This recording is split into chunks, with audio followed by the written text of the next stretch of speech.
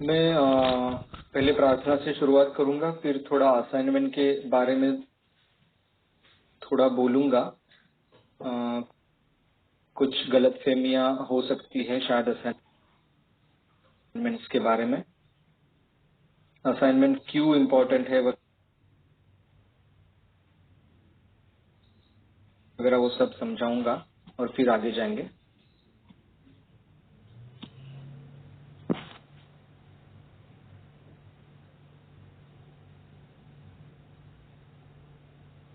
ओम सहना भवतु सहनौ भुनक्तु सह वीर्यं करवावहै तेजस्विनावधीतमस्तु मा विद्विषामहे। ओम शांति शांति शांति।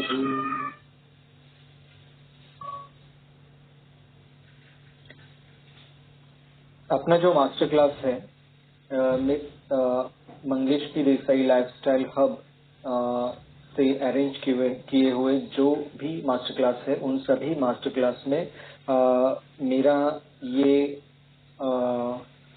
नियम रहता है या मेरी ये इच्छा रहती है कि आप एक्शन स्टेप्स पूरे करें।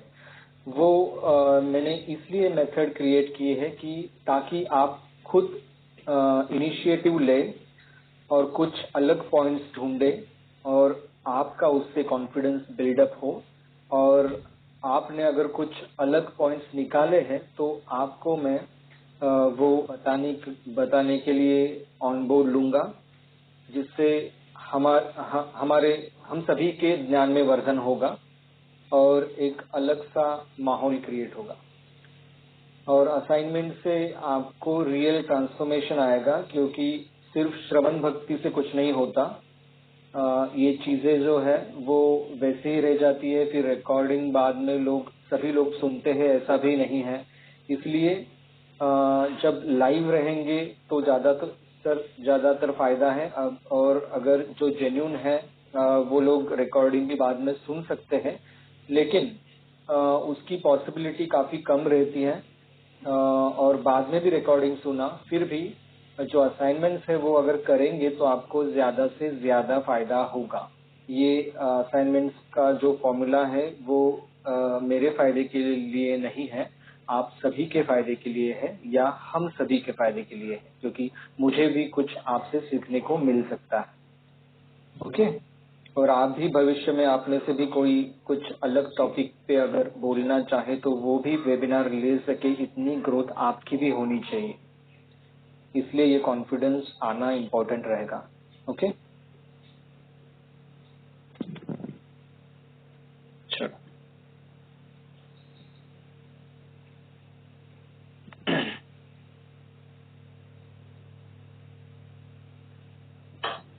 अभी मैं मेरी ओके असाइनमेंट कैसी करनी है ये वापस बताऊं? ओके, ठीक है, मैं शॉर्ट में बता देता हूँ।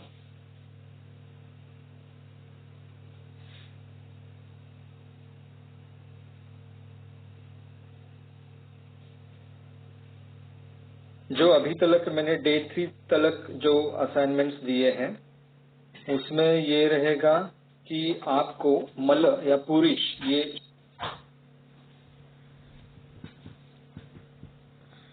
शब्द चरक संहिता में या बृहत्त्रयी में, कौन से भी बृहत्त्रयी में या पहले बृहत्त्रयी में देखिए, इसमें निदान स्थान में मैक्सिमम आपको ढूंढना है और निदानार्थकर रेफरेंसेस कहाँ पे आए हैं। फॉर एग्जांपल, कौन से डिसीज में मल का मतलब पुरुष का स्वरूप कैसे होता है, इसका अगर वर्णन मिले, मतलब उसका गंध, वर्ण वगैरह वगैरह, ऐसा कुछ रेफरेंस मिले तो वो रेफरेंस हमें चाहिए, ताकि हम उसका इस्तेमाल डायग्नोसिस के लिए कर सकते हैं या डिसीज कंफर्मेशन के लिए या पॉसिबिलिटी समझने के लिए कर सकते हैं। तो ऐसे जो है पॉइंट्स हमें ढूंढने हैं। मूत्र के बारे में भी इसी तरह से ढूंढने हैं। और मल परीक्षा जो है ये एलोपैथी के हिसाब से उसका जो मल का जो स्वरूप रहता है उसका वर्णन जो रहेगा उसके हिसाब से कौन सी डिजीज की पॉसिबिलिटी हो सकती है ये अगर कुछ जजमेंट्स हो तो वो भी रेफरेंसेस हमें ढूंढने हैं, वो आप गूगल भी कर सकते हैं, या कुछ बुक अगर आपके पास पैथोलॉजी का या कुछ रहेगा कौन सा बुक, उसे आप ये ढूंढ सकते हैं। और मूत्र के बारे में भी वैसे ही एलोपैथी के हिसाब से जो मूत्र का स्वरूप रहेगा, फॉर एग्जांपल मूत्र के जो कलर्स है उस पे ज्यादातर उसके हिसाब से कौन सा डिसीज हो सकता है इसका वर्णन अवेलेबल है एलोपैथी में। तो इसके अगर कुछ ऑथेंटिक रेफरेंस मिले तो वो रेफरेंस आपको शेयर करने हैं, उसका एक डॉक्यूमेंट बना के आपको पीडीएफ में फॉर्म में मुझे भेजना है। फिर डिफरेंट बॉडी शेप्स जो रहते हैं, for example Apple shape, year shape, ऐसे कुछ शेप्स भी बताए गए हैं। ऐसे शेप्स के बारे में अगर आपको कुछ पता चलेगा तो उसके जो टाइप्स है उसका विवरण है आप कर सकते हैं, लेकिन वो विवरण ऑथेंटिक सोर्स से मिलेगा तो अच्छा रहेगा। फिर बॉडी मास इंडेक्स और बॉडी वॉल्यूम इंडेक्स, ऐसे दो टॉपिक्स है, दो टर्मिनोलॉजीज है। उसमें बॉडी वॉल्यूम इंडेक्स ये ज्यादा परफेक्ट होता है मेरे ख्याल से, मैंने जितना पढ़ा है। तो उसके बारे में अगर या उसकी कंपैरिजन के बारे में अगर आप कुछ जानकारी निकाल सकते हैं तो वो जानकारी निकालनी है और उसका पीडीएफ फॉर्म में डॉक्यूमेंट बना के आपको मुझे सेंड करना है। ये डे 3 तक के मैंने अपॉइंटमेंट असाइनमेंट्स बताए हैं, जो जो कि 6 असाइनमेंट्स हैं। इसमें से आपको अगर पूरे 6 के 6 करेंगे तो अच्छा ही है, और जिनको पॉसिबल अगर नहीं रहेगा तो आप मिनिमम 3 असाइनमेंट्स कर सकते हैं आज तक।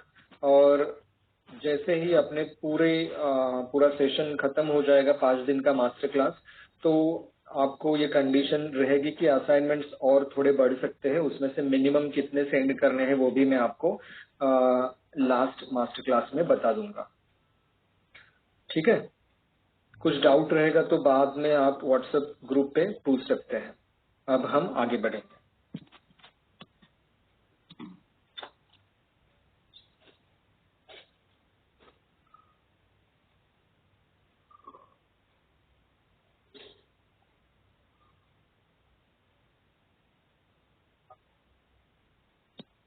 ओके, मैं अभी मेरी स्क्रीन शेयर करूंगा। और आज भी जिनको सवाल पूछने हैं वो चैट बॉक्स में ही पूछिए, क्योंकि अगर आपने माइक अनम्यूट किया तो बैकग्राउंड नॉइज बहुत आ रहा है। ठीक है,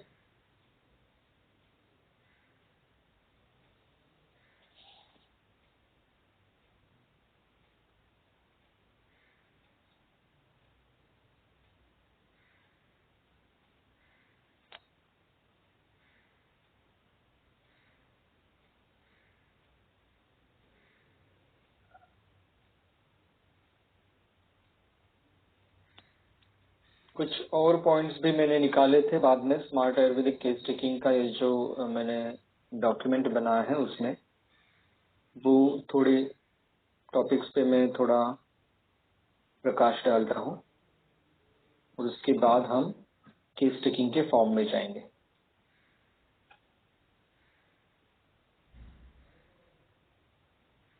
नाड़ी के बारे में ऐसे 4 टाइप्स का ये जो विवरण है, 4 बातों 4 मुद्दों पे निर्भर करता है। नाड़ी की गति, नाड़ी की यति, नाड़ी की संहति और नाड़ी की आकृति, ये टर्मिनोलॉजीज प्रॉपर ग्रंथ में आई हुई है। और गति में मंद, मध्य, तीव्र ये हम मेंशन कर सकते हैं, या फिर मंडूक, सर्पहंस भी मेंशन कर सकते हैं। यति में सम है या विषम है, ये मेंशन करना है। अ, और संहति में कठिन है या कोमल है नाड़ी, ये मेंशन करना है। और आकृति में स्थूल है या कृश है, ये मेंशन करना है। नाड़ी विद्या में काफी चीजें इन डेप्थ सीखने जैसी है, वो समय के कमी के कारण मैं यहाँ पे एक्सप्लेन नहीं कर सकता, और नाड़ी विद्या का मैं उतना अभी तक पूरा मास्टर भी नहीं हूँ, मैं जस्ट सीख रहा हूँ। फिर हम मल परीक्षा के बारे में कुछ पॉइंट्स हमने देखे थे। अगर जो पॉइंट एक्स्ट्रा है वो मैं आपको बताता हूँ, जो पहले विवरण नहीं किया था इसे।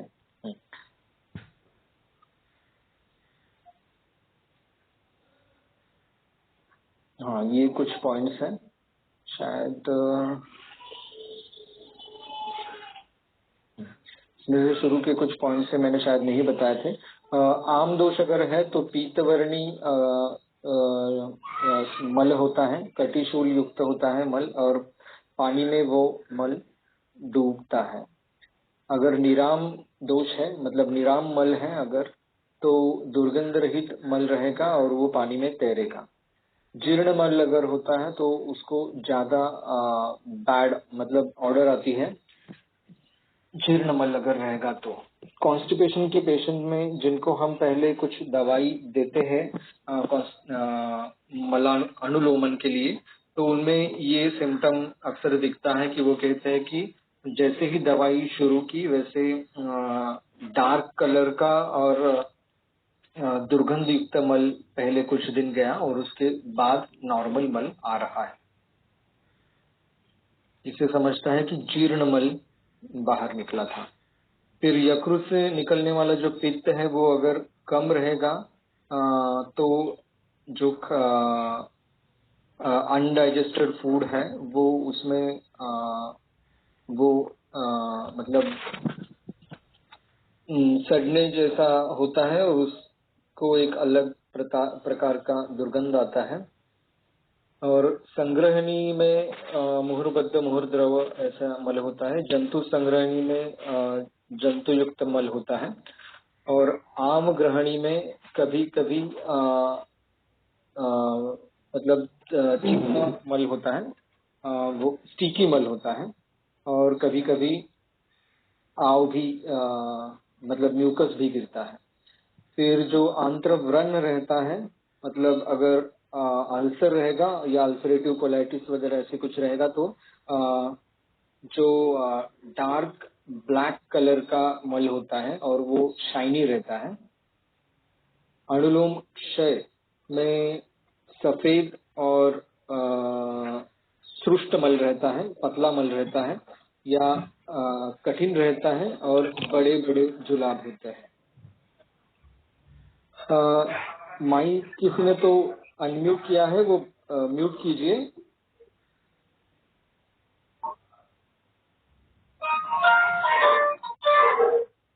माइक म्यूट भी कीजिए, किसका माइक कौन है।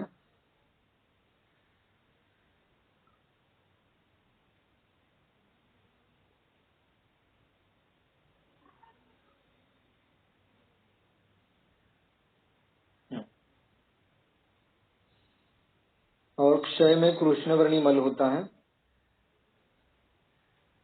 विसूचिका, विलंबिका और अपचन में अपाचित जो अन्न है वो मल के द्वारा बाहर निकलता है, मतलब अनडाइजेस्टेड फूड पार्टिकल्स होते हैं स्टूल में। और जंतुज विसूचिका जो होती है उसमें मल को दुर्गंध नहीं होता है। और इसके आगे का मैंने वर्णन किया हुआ है।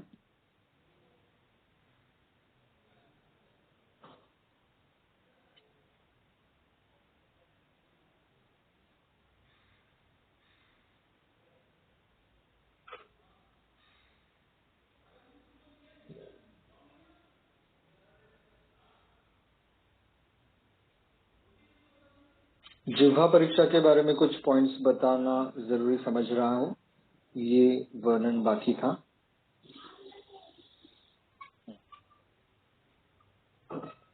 मिनमिन वाक, गदगद वाक, मुकत्व, ये जो है इनमें जिह्वाग्र के भाग में जिह्वा स्तंभ होता है। ग्रहणी में एक तो साम जिह्वा होती है, जिह्वा का पाक होना वारंवार, ये सिम्टम भी ग्रहणी में दिखता है। और जिह्वा श्लेष्ण होती है, मतलब उस पे कभी कभी जो नॉर्मल कोटिंग चाहिए रहता है, नॉर्मल स्लाइट वाइटिश कोटिंग, वो भी नहीं रहता है, ऐसा होता है। संतत ज्वर में सामता रहती है और जो बॉर्डर लाइंस है वहां पे पाक के लक्षण दिखते हैं। कामला में जिह्वा पीत वर्णी होती है। और दुष्टार्बुद यानी कर्क रोग में बहुत दिनों का व्रण होता है और वो कठिन स्पर्शी होता है। अग्निमांद्य में जिह्वा साम होने के चांसेस होते हैं और वो लिप्त होती है, या जिह्वा पाक मतलब माउथ अल्सर। मुखपाक, अगर फिरंगज मुखपाक हो तो उसमें जिह्वा के पृष्ठभाग विषम दिखाई देते हैं, मतलब अनइवन दिखाई देते हैं, और उसपे सर्पाकृति व्रण होता है, स्नेक के जैसे व्रण होते हैं, अल्सर्स होते हैं स्नेक के शेप में। यक्ष्मा व्रण जो होता है उसमें जिह्वाग्र पे और बॉर्डर पे सॉफ्ट व्रण होता है। और कर्क व्रण जो है मतलब कैंसर की वजह से जो व्रण होता है उसमें सेंट्रली या लैटरली व्रण होता है। सान्निपातिक ज्वर में जिह्वा खरस्पर्शी होती है और परिदग्धा होती है। और अभिन्यास और हतोजस ज्वर में जिह्वा खरस्पर्शी होती है, मतलब उसका जो स्पर्श है वो खर होता है, रफ रहता है। वातज मसूरिका में जिह्वा शुष्क होता है। ये जिह्वा परीक्षण के बारे में कुछ मुद्दे आए हुए हैं। ऐसे काफी सारे मुद्दे हर पॉइंट्स में हमें मिल सकते हैं। जिह्वा परीक्षा, मूत्र परीक्षा, मल परीक्षा, और ढूंढने जाए तो और बहुत सारे रेफरेंस मिल सकते हैं, और इसके हिसाब से हम अपने आयुर्वेदिक निदान को और परफेक्शन की तरफ ले जा सकते हैं।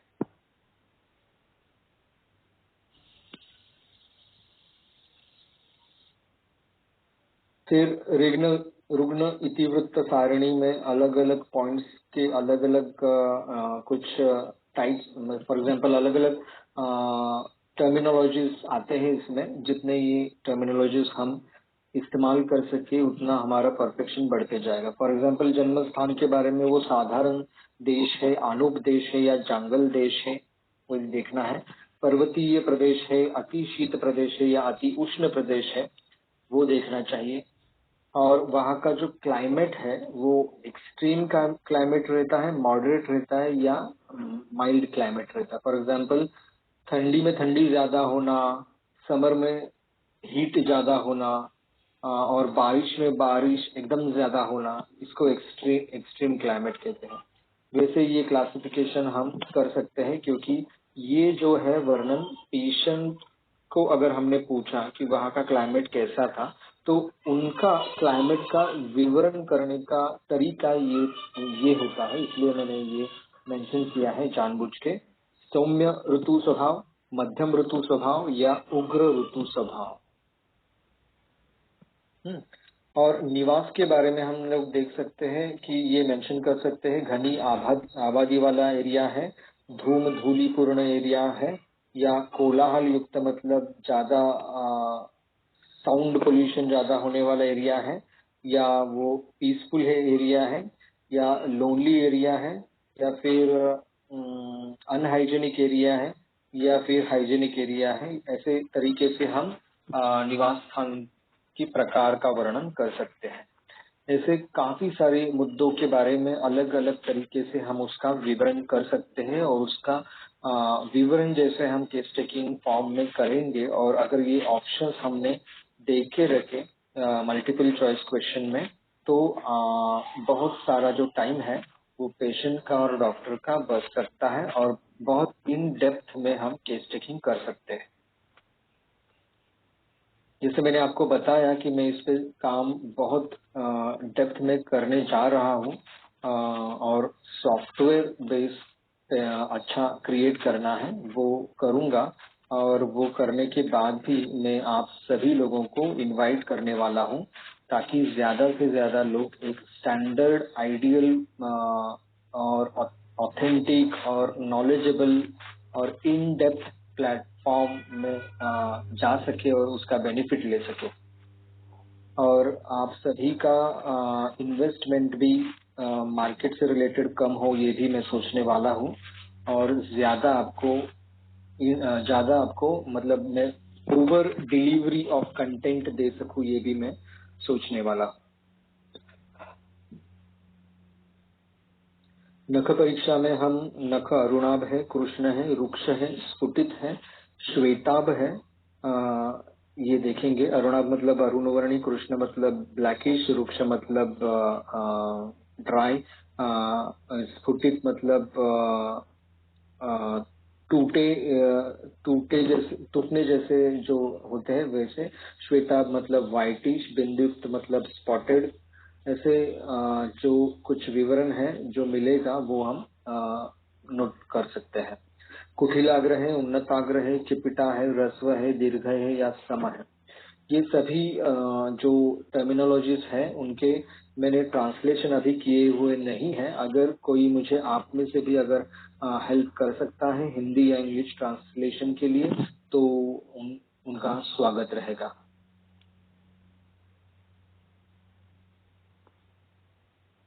फिर स्वर परीक्षा में स्वर क्षीण है, स्निग्ध है, भिन्न है, रुक्ष है, गंभीर है, स अनुनाद है, तीक्ष्ण है, मधुर है या गदगद है, ये पॉइंट्स आ सकते हैं। और भी पॉइंट्स कई सारे आ सकते हैं। जितना जितना हम विचार मंथन करेंगे उतना जो है केस टेकिंग बहुत ही स्मार्ट होता जाएगा। ठीक है, ये कुछ अलग पॉइंट बताने थे जो मैंने अभी मेंशन किए हैं। अब हम अपने गूगल फॉर्म पे जाएंगे।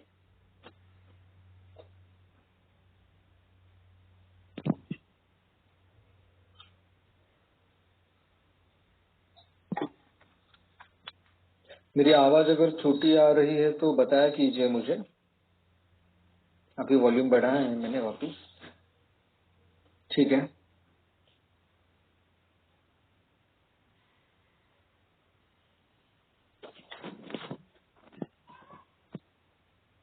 आकृति जो है, आकृति में हम जो पेशेंट को समझ में आए ऐसे तरीके से कुछ ये सिंपल पॉइंट्स लिए हैं मैंने। स्लिम है, नॉर्मल है, ओवरवेट है या ओबेज है। ये बॉडी टाइप में चार सिंपल अभी लिए हैं। और भी सब टाइप्स या डिटेल में पॉइंट्स आ सकते हैं। जैसे मैंने कहा अगर ओबेसिटी है वो एप्पल शेप है या पियर शेप है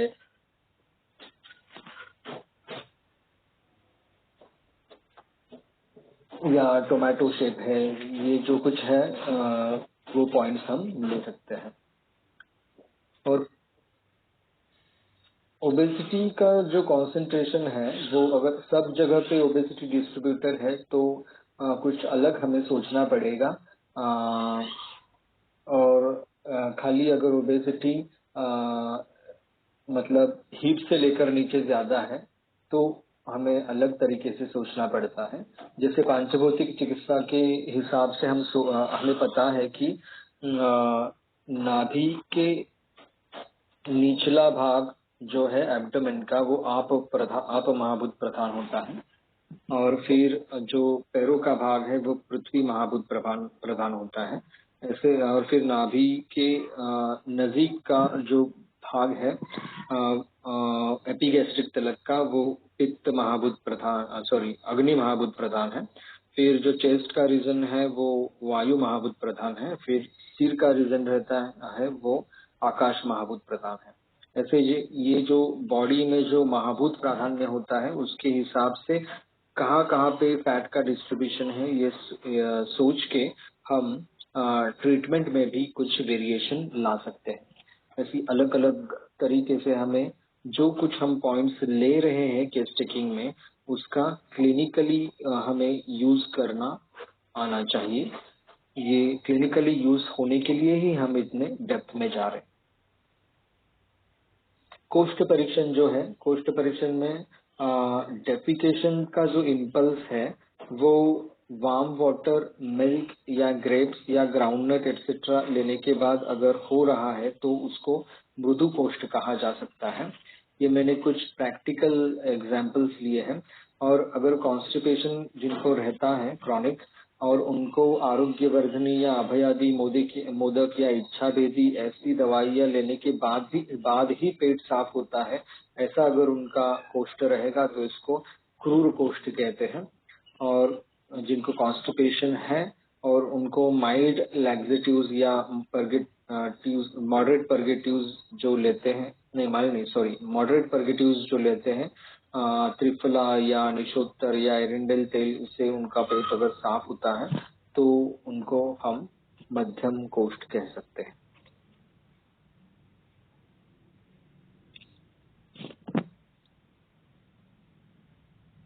मृदु कोष्ठ, मध्यम कोष्ठ और क्रूर कोष्ठ ऐसे हमने एक्सप्लेन किया है।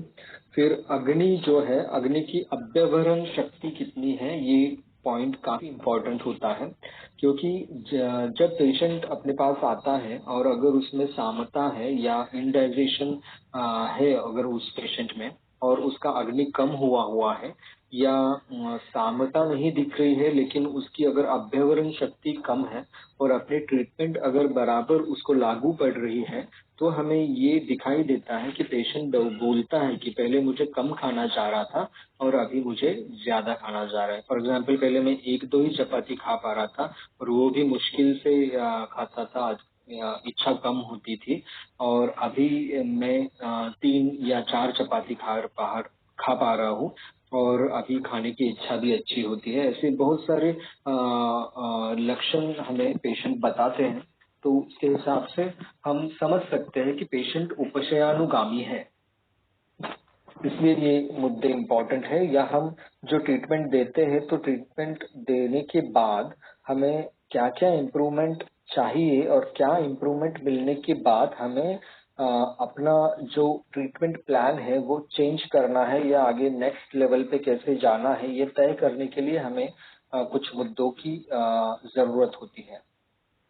अगर दीपन पाचन अच्छी तरह से हो गया और अग्नि अच्छा हो गया, फिर हम सोच सकते हैं कि अगर हमें अभी रसायन चिकित्सा या पुनर्भू चिकित्सा पे फोकस करना है तो वो कल्प हम आगे जाके सिलेक्ट कर सकते हैं।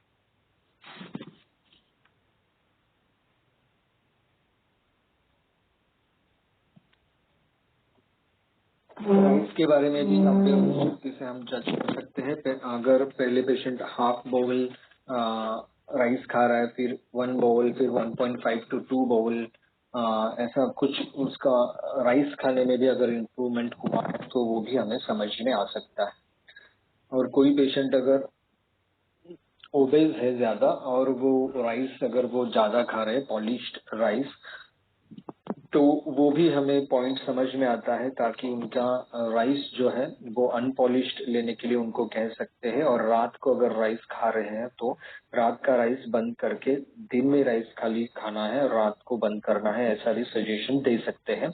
या फिर अगर पॉलिश्ड राइस वो नहीं ले पाए या नहीं उन्हें मिल पाया तो हम प्रैक्टिकल एक उनको आइडिया ऐसे दे सकते हैं कि राइस राइस जो है वह पहले ड्राई उसको फ्राई करना है, और उसके बाद उसका नॉर्मल वे से चावल बनाना है।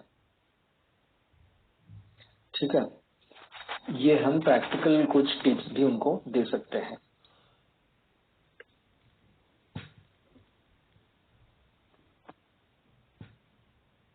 कोई कोई ओबेस पेशेंट मैंने ऐसे देखे हैं कि जो एकदम बड़ा पातेला कहते हैं उसको मराठी में, उस पे उसमें वो बहुत बड़े क्वांटिटी में राइस लेते हैं और बहुत राइस खाते हैं। तो ये मतलब ओबेसिटी के पेशेंट के लिए तो अच्छा नहीं है बिल्कुल।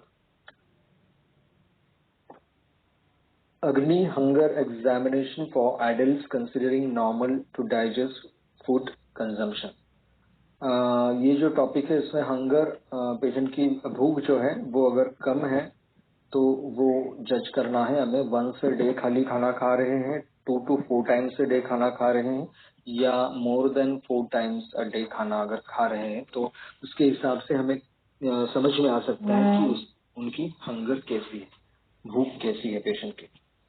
और फूड इनटेक और हंगर का जो रिलेशन है वो भी चेक करना है। Food intake is done as per hunger sensation, मतलब अगर क्षुधा लगने पर ही अगर वो खाना खा रहे, भूख लगने पर ही खाना खा रहे, ऐसा है, या खाना जो है टाइम पे खाया जाता है, भूख लगे या ना लगे, ये भी हमें देखना है। और तीसरा मुद्दा हम ये चेक कर सकते हैं कि समय पे ही खाना खाते हैं और उस समय भूख लगी हुई होती है, ऐसा भी हमें दिखाई देता है। तो इसमें समय पे खाना खाना और उस समय भूख लगी होना ये काफी अच्छा सिम्टम होता है। और अगर भूख ना लगने पे भी अगर खा रहे होते हैं तो ये अच्छा नहीं होता है। आयुर्वेदिक जो डायटेटिक्स के फंडामेंटल्स है उससे ये नहीं मिलता है, क्योंकि इससे अग्निमांद्य हो सकता है। क्षुधा के कुछ हंगर के कुछ स्पेसिफिकेशंस मैंने यहाँ पे मेंशन किए हैं। हंगर इज गुड रिसेंटली भूख अच्छी है। Hunger is felt but food can't be consumed. भूख लगती है लेकिन मैं खाना खा नहीं सकता, ऐसे कभी कभी पेशेंट बोलते हैं। कभी कभी ये सिम्टम रहता है कि उनको खाने की इच्छा नहीं होती, या डिसलाइक फॉर फूड, अश्रद्धा, ये भी लक्षण होता है। या अन्न द्वेष, अन्न को देख के ही उनको कभी कभी हेट्रेड फीलिंग होता है, या तिटकारा या तिरस्कार फील होता है। ये अन्न द्वेष जो लक्षण है वो कामला में भी हो सकता है, या जो एकदम तीव्र स्वरूप का जो अग्निमांद्य है उसमें भी हो सकता है। तृप्ति, ये मतलब feeling of fullness even after eating a small portion, कम खाने के बावजूद भी जैसे कि ज्यादा खाया हुआ है और अभी पेट भर चुका है ऐसा फील होता है, उसे तृप्ति कहते हैं। Hunger is good only if interested food is present. कोई कोई पेशेंट ऐसे रहते हैं कि जिनको उनका पसंदीदा खाना होने के बाद ही हंगर अच्छी होती है। तो इससे हम समझ सकते हैं कि ये ओरिजिनल हंगर का इशू नहीं है। फॉर एग्जाम्पल अग्नि का इशू नहीं है, उनको पसंदीदा खाना नहीं है इसलिए वो कम खा रहे हैं। तो ये जो है, जो इससे हम जो मेन कहाँ पे इशू है वो समझ सकते हैं। अग्नि जरण शक्ति परीक्षण, इसमें हम कुछ मुद्दों का समावेश हमने किया है। Takes more time to digest food, मतलब 4 घंटे से ज्यादा पेट मतलब खाना हजम होने के लिए लगता है, या फिर 3 से 4 घंटे में खाना हजम होता है, या 3 घंटे के पहले ही खाना हजम होता है, या कभी कभी खाना समय पे हजम होता है, या कभी कभी ज्यादा टाइम लगता है।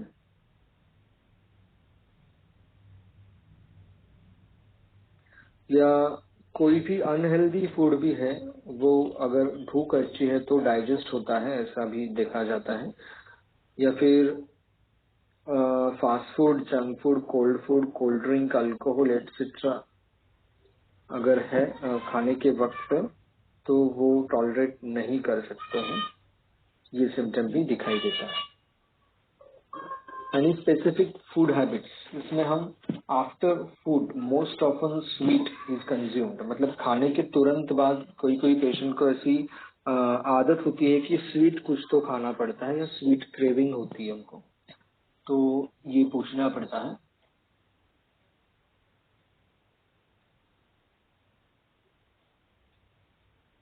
कोई कोई पेशेंट्स खाने के तुरंत बाद कोल्ड ड्रिंक लेते हैं, या आइसक्रीम लेते हैं, या कुछ भी कोल्ड आइटम लेते हैं, तो इसके बारे में पूछना पड़ता है। या खाने के बाद अल्कोहल कंजम्पशन, इसके बारे में पूछना पड़ता है। खाने के बाद कुछ लोग हनी लेमन वाटर लेते हैं, तो वो भी देखना पड़ता है, क्योंकि हनी लेमन वाटर जो है इससे पित्त बढ़ सकता है, और पित्त प्रकोप की वजह से एसिडिटी के सिम्टम्स भी दिख सकते हैं। और अगर पेशेंट को एसिडिटी के सिम्टम्स है और ये पूछना हमारा बाकी रह गया, या पेशेंट ने नहीं बताया, तो ये पॉइंट हमसे मिस होने के चांसेस होते हैं, इसलिए मैंने मेंशन किया है। आफ्टर फूड मोस्ट ऑफन बडी शेप और आयुर्वेदिक मुखवास इज कंज्यूम्ड, अगर ये पॉइंट मिला तो अच्छा ही है। After food most often Ayurvedic paan without supari and tobacco is consumed as mentioned in tambul sevan, ये भी रहेगा पॉइंट, तो ये भी हानिकारक वैसे नहीं है। और अगर पेशेंट को मुंह में छाले या कुछ है, तो जो नागबेल पत्र है वो खाने के बाद खाना, या तांबुल सेवन करना विधिवत, ये भी ऐसे पेशेंट्स में गलत साबित हो सकता है, क्योंकि खाना हजम होने के लिए ये काफी अच्छा रहता है, लेकिन जिनकी पित्त प्रकृति होती है या जिनमें पित्त विकार होते हैं या जिनमें कुछ मुखपाग ऐसे कुछ लक्षण होते हैं, उनमें ये तांबुल सेवन अवॉइड करना चाहिए, क्योंकि नागबिल उष्ण होता है और उसकी वजह से जो मुखपाग की जो व्रण है वो बढ़ सकते हैं। आफ्टर फूड मोस्ट ऑफन पान सुपारी विद टोबैको इज कंज्यूम्ड। अगर पान सुपारी खाई जाती है आफ्टर फूड या टोबैको के साथ अगर वो खाई जाती है तो ये गलत है। ये स्टॉप कराने के लिए हमें उनको सूचित करना पड़ेगा।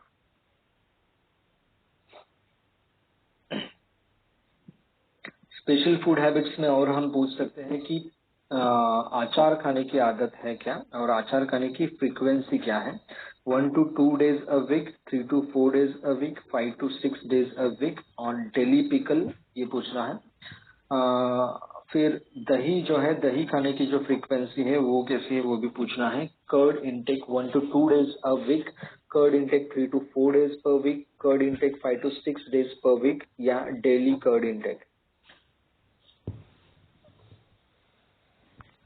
कर्ड में हम ये भी पूछ सकते हैं, curd intake only at lunch या कर्ड इनटेक वाइल डिनर, ये पॉइंट भी पूछ सकते हैं।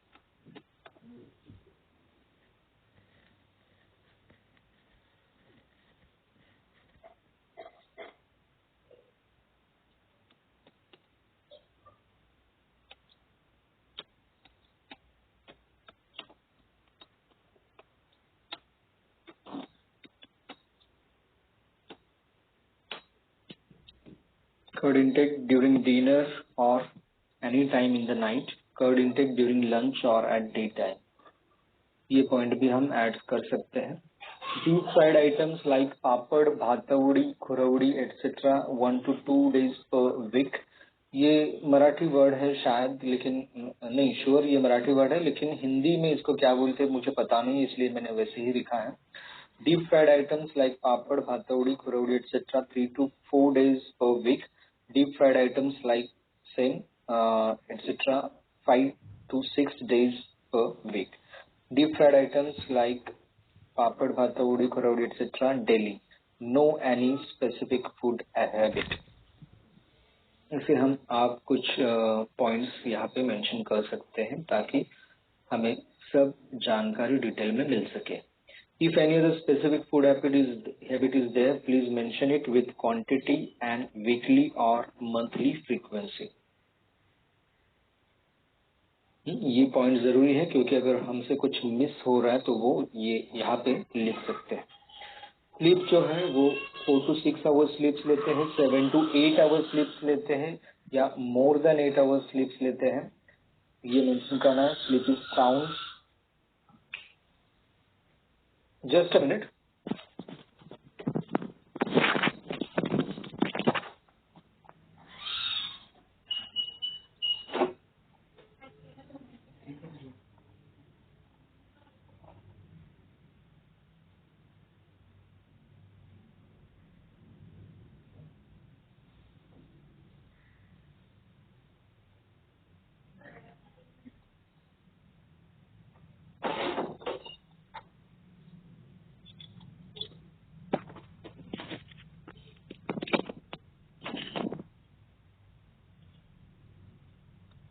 स्लीप इज साउंड या it takes long time for arrival of sleep, ये पॉइंट मेंशन करना है। Sleep is disturb due to urine, ये है क्या आपको पूछना है। हाँ, ये मैंने डायरेक्ट आपको दिया है इसलिए आपको पता चलेगा, लेकिन आपसे मतलब कोई भी डॉक्टर से कुछ गलतियां हो सकती हैं। पेशेंट कभी कभी बोल सकता है कि मुझे रात को नींद नहीं आती है बराबर, तो हम सोच सकते हैं कि नींद उनको बराबर नहीं आ रही है तो कुछ स्ट्रेस का इश्यू रहेगा या वात वृद्धि की वजह से रहेगा वगैरह वगैरह, लेकिन कुछ सिंपल रीजंस है क्या वो हमें पूछना जरूरी होता है। मतलब रात को यूरिनेशन के लिए बार बार उठना पड़ता है क्या, ये हमें पूछना है। अगर उस यूरिनेशन के लिए उठने की वजह से नींद नहीं आ रही है तो पूरा दोष ये डायरेक्ट जो है ये स्लीप डिसऑर्डर कंसिडर करना गलत होता है। तो इसमें हमें रात को वो सोते वक्त अगर ज्यादा पानी पी रहे हैं तो ये रीजन हो सकता है। तो रात का खाने के बाद जो पानी पीते हैं उसकी क्वांटिटी अगर हम कम सर्व करेंगे तो उनकी स्लीप नॉर्मलाइज हो सकती है। हम्म, मतलब डायरेक्ट वो स्लीप पैटर्न का प्रॉब्लम है, डायरेक्ट स्लीप का प्रॉब्लम है वो, या कोई अलग प्रॉब्लम है, ये देखना जरूरी होता है।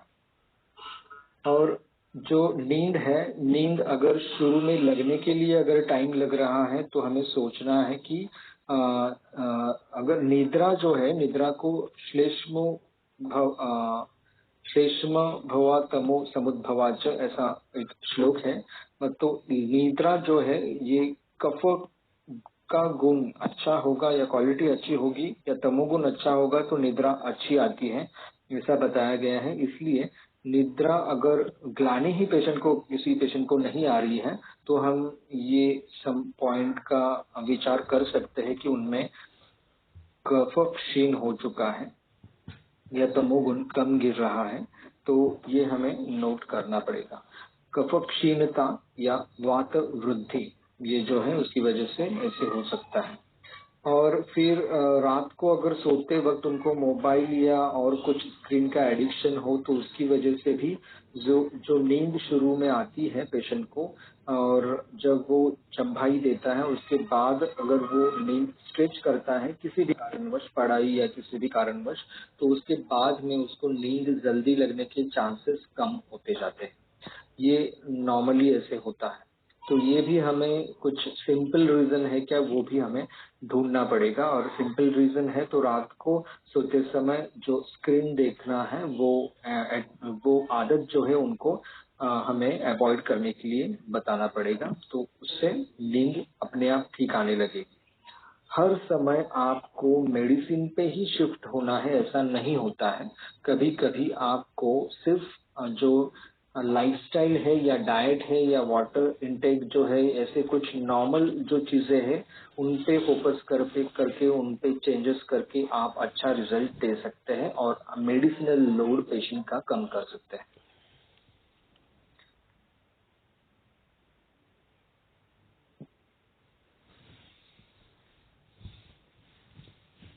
स्लीप अगर डिस्टर्ब हो रही है तो यूरिन की वजह से डिस्टर्ब हो रही है या विदाउट एनी रीजन डिस्टर्ब हो रही है, ये भी देखना पड़ता है। और स्लीप में अगर उनको ड्रीम्स आ रहे हैं तो ड्रीम्स के हिसाब से भी कुछ अलग अलग थिंकिंग हम कर सकते हैं। ये और इन डेप्थ वाला पॉइंट है, इस पे भी थोड़ा काम मेरा शुरू है। तो नींद में हम ये पूछ सकते हैं कि जो ड्रीम्स है वो ड्रीम्स मतलब फियरफुल ड्रीम्स आते हैं या कुछ ज्वालामुखी वगैरह के ड्रीम्स आते हैं या सूदिंग नेचर के ड्रीम्स आते हैं या फिर लॉजिकल और कंटिन्यूअस स्टोरीज फॉर्म में ड्रीम्स आते हैं या फिर डिस्ट्रक्टिव ड्रीम्स आते हैं या फिर इररिलेवेंट और मिक्सचर और कॉम्बिनेशन ऑफ डिफरेंट इवेंट्स, ऐसे स्वरूप के अगर ड्रीम्स आ रहे हैं तो ये भी सोचना पड़ेगा। इससे हम दोष प्राधान्य ढूंढ सकते हैं। फॉर एग्जाम्पल ज्वालामुखी वगैरह ऐसे अगर ड्रीम्स आ रहे हैं तो अग्नि दोष प्राधान्य की तरफ जा रहा है, मतलब पित्त प्रकोप की तरफ जा रहा है। और इररिलेवेंट और मिक्स ड्रीम्स आ रहे हैं और वो याद भी नहीं रह रहे, ऐसा कुछ रहेगा तो वात प्रधान ड्रीम्स की और वो जाता है। ऐसे हम दोष प्राधान्यता डिसाइड कर सकते हैं, इसलिए हमें ड्रीम्स का नेचर जानना जरूरी होता है।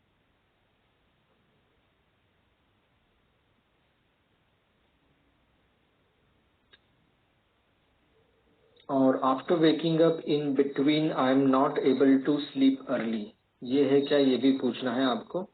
ये कफक क्षीणता की वजह से हो सकता है, और ये पेशेंट को अगर कुछ स्ट्रेस है या ज्यादा विचार करने की आदत है तो उसकी वजह से भी ऐसा हो सकता है। After waking up in between I am able to sleep fast, ये जो है जिनका कफ कफ की क्वालिटी जिनकी अच्छी होती है उनको कभी भी नींद एकदम फास्ट नींद आती है। कोई कोई पेशेंट्स ऐसे होते हैं कि जिनको तुरंत बेड पे गिरने के बाद फ्रैक्शन ऑफ सेकेंड में नींद आती है। तो एक्चुअली बहुत सारे लोग जो नींद के भूखे रहते हैं, जिनको निद्रा नाश होता है या निद्रालपता होती है, वो उनको तो ऐसे झट से नींद आने वाले लोग दिखे तो ऐसे लगता है कि बाप रे, इसने कितने पुण्य कमाए रहेंगे पिछले जन्म में जो इतनी अच्छी नींद आती है इनको। ये रियली बहुत क्या बोलते हैं इसको, नसीबवान लोग रहते हैं जिनको फास्ट नींद आती है। Over thinking is causing sleeplessness, जिनको डायरेक्ट पता रहता है कि ओवर थिंकिंग के वजह से स्लीपनेस है तो वो इस पे टिक कर सकते हैं। I feel fresh after waking up, हाँ, उठने के बाद आपको फ्रेश लगता है क्या, ये सवाल पूछना जरूरी रहता है, इसलिए मैंने डायरेक्ट ये एमसीक्यूज में डाल दिया है। I don't feel fresh after waking up, ये एक मुद्दा रहता है। अगर उठने के बाद फ्रेश नहीं लग रहा है तो जाहिर है उनकी रात की नींद पूरी या अच्छी क्वालिटी की नहीं हुई है, ये हमें समझ में आ सकता है। कोई कोई पेशेंट को खुद के बारे में अच्छी तरह से एक्सप्लेन करना नहीं आता है, तो ऐसे पेशेंट्स में हमें कुछ ऐसे लक्षणों से जानकारी लेनी पड़ती है।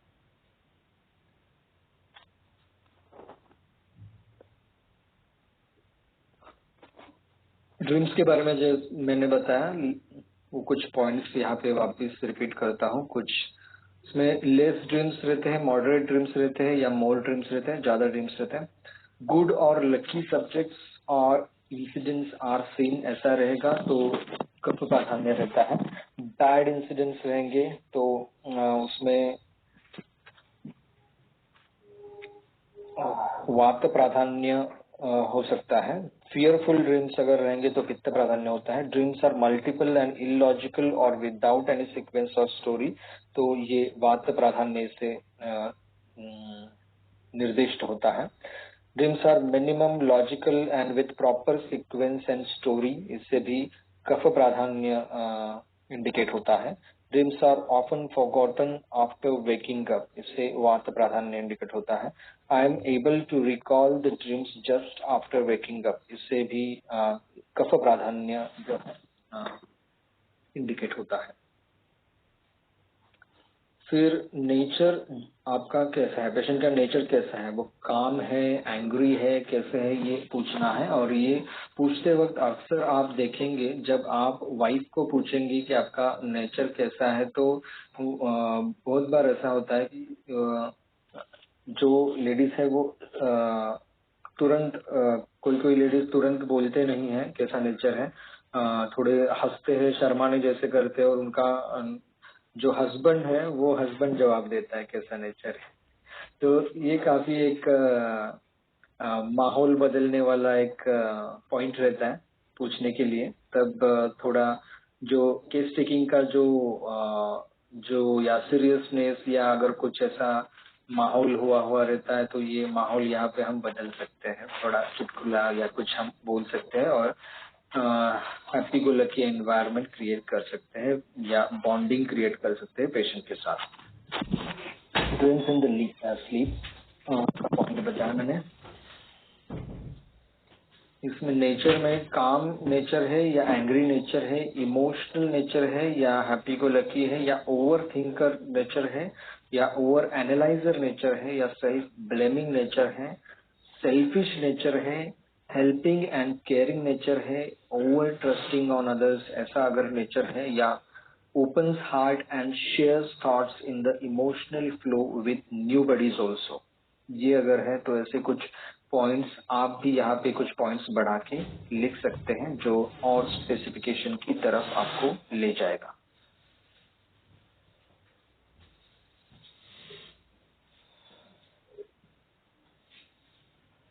चेंज करना था मुझे यहाँ पे, हाँ इमोशनल, इमोशनल की स्पेलिंग गलत हुई है शायद मेरी।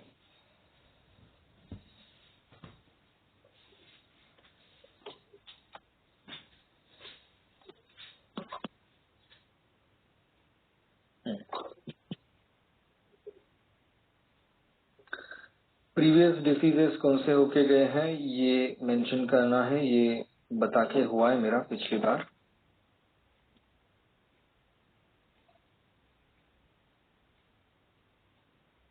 प्रेजेंटली नोन डिसीज कौन सा है तो वो मेंशन करना है।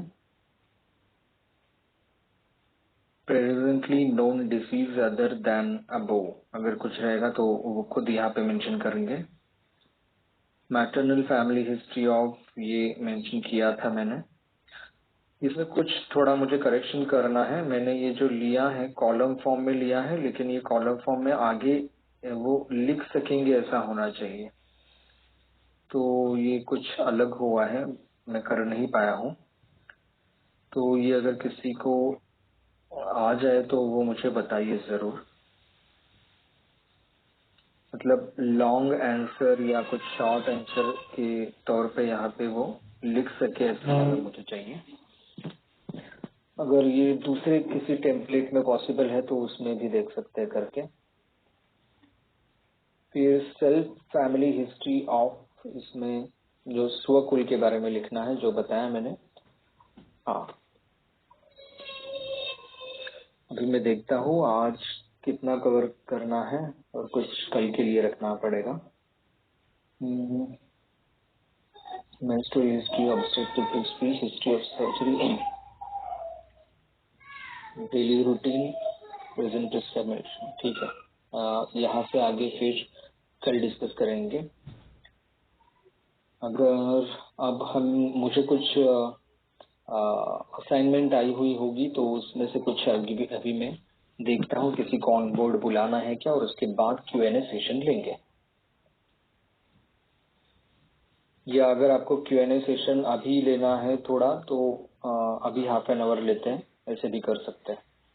अगर आपको ये कौन सा फ्लो अच्छा लगता है आप देखिए, क्योंकि अभी मैंने एक्सप्लेन किया है, डायरेक्ट अभी आपको सवाल पूछना है तो वो भी आप। What is the difference between Devi and chicken pox?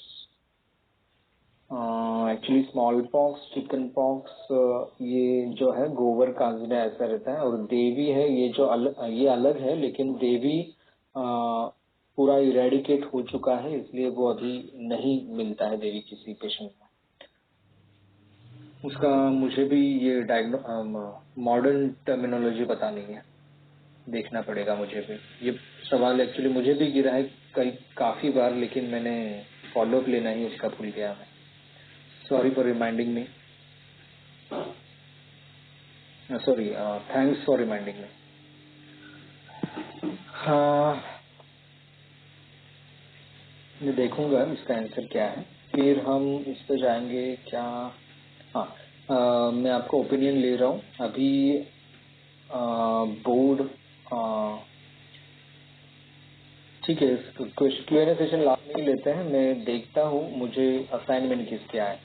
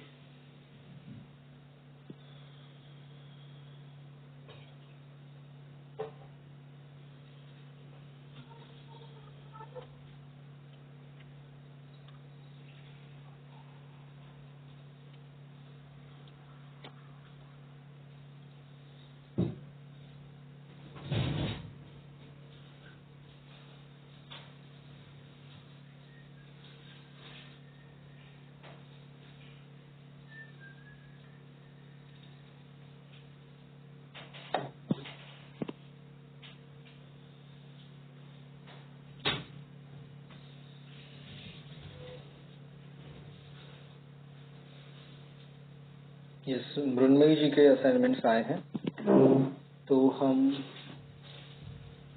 उसमें से कुछ असाइनमेंट्स आपको दिखाएंगे और मृण्मयी जी को ऑन बोर्ड लेंगे। मल परीक्षा के बारे में क्या है देखता हूँ मैं।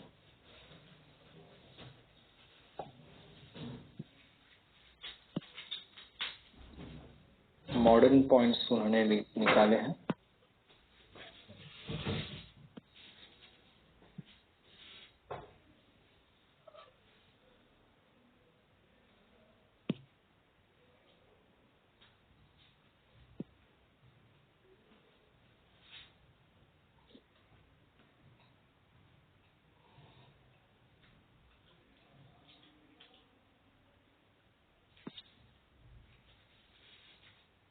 और मूत्र परीक्षा,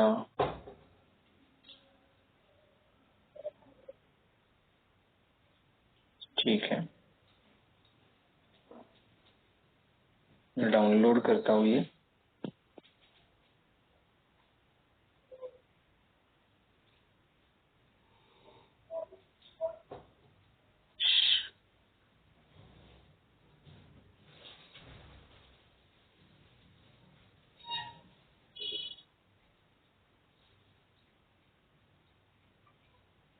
मल परीक्षा मैंने ओपन किया है।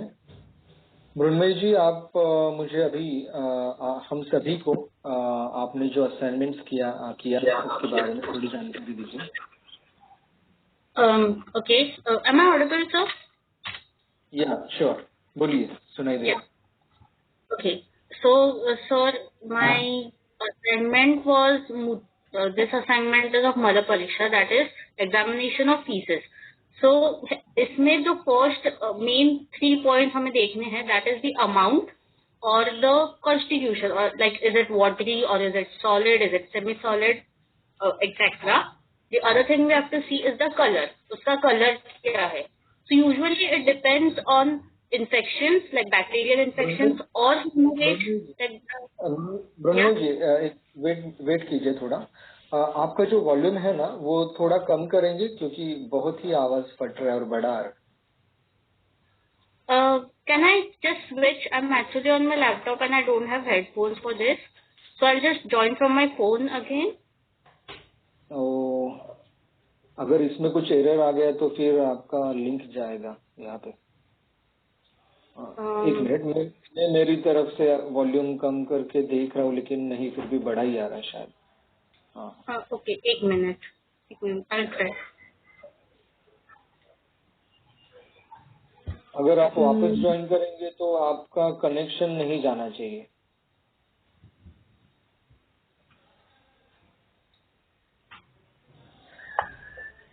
Is it खाली fine आप, now? नहीं, बड़ा ही आ रहा है। Uh, आपका नेटवर्क अच्छा है तो वापस ज्वाइन कीजिए। yeah, okay, fine.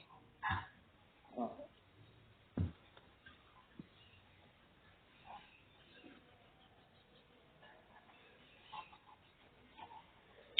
और वॉइस का सेटिंग भी कर लीजिए।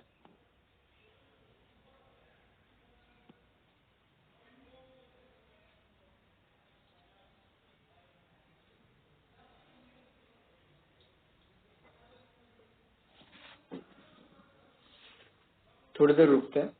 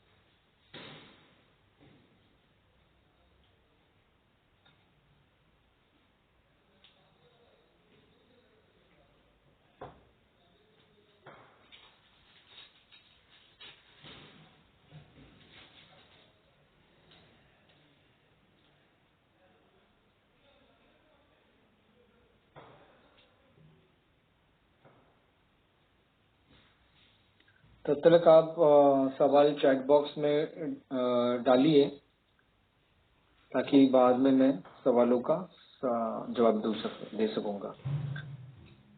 हाँ मृण्मयी जी बोलिए, आवाज तो नहीं आ रहा है आपका, आप बोलिए।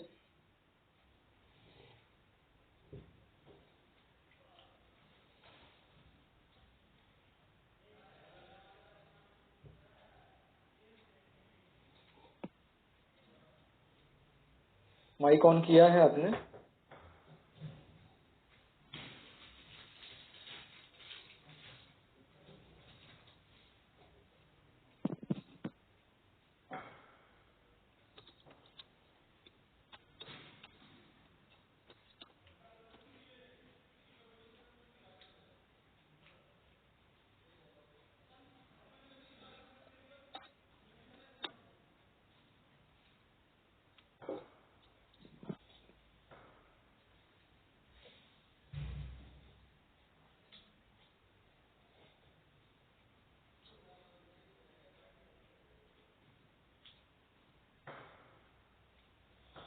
मृण्मयी जी आपका माइक ऑन करके देखिए।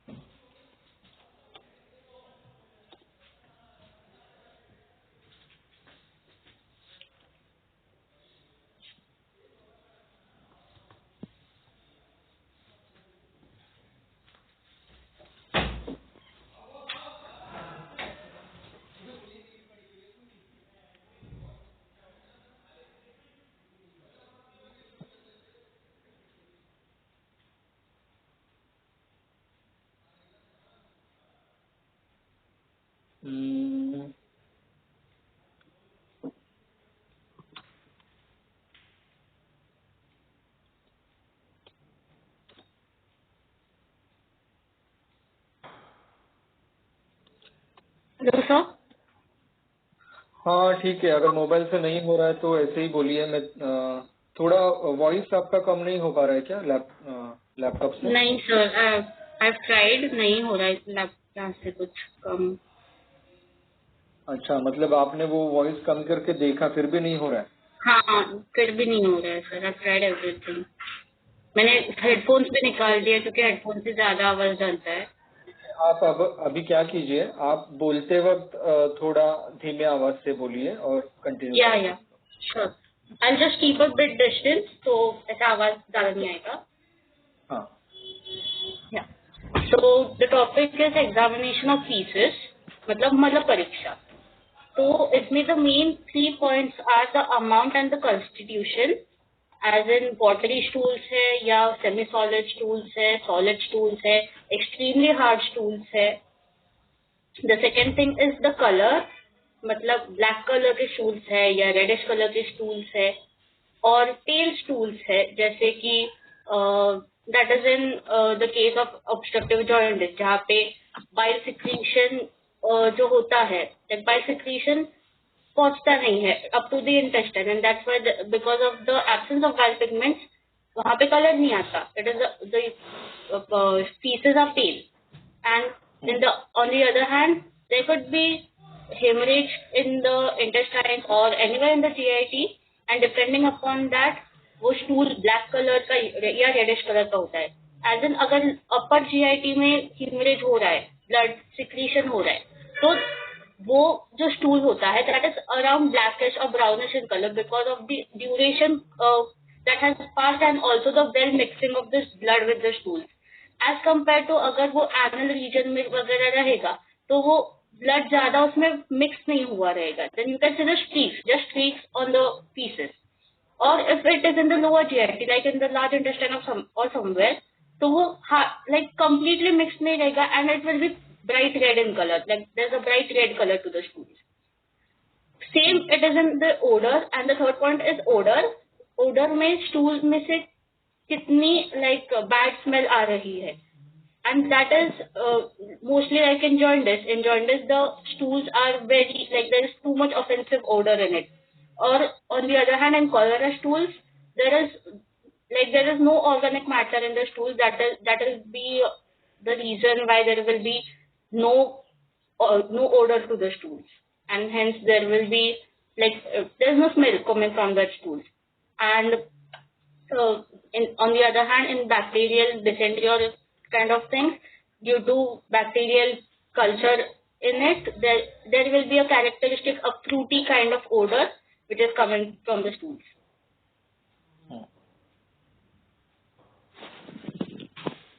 Yeah.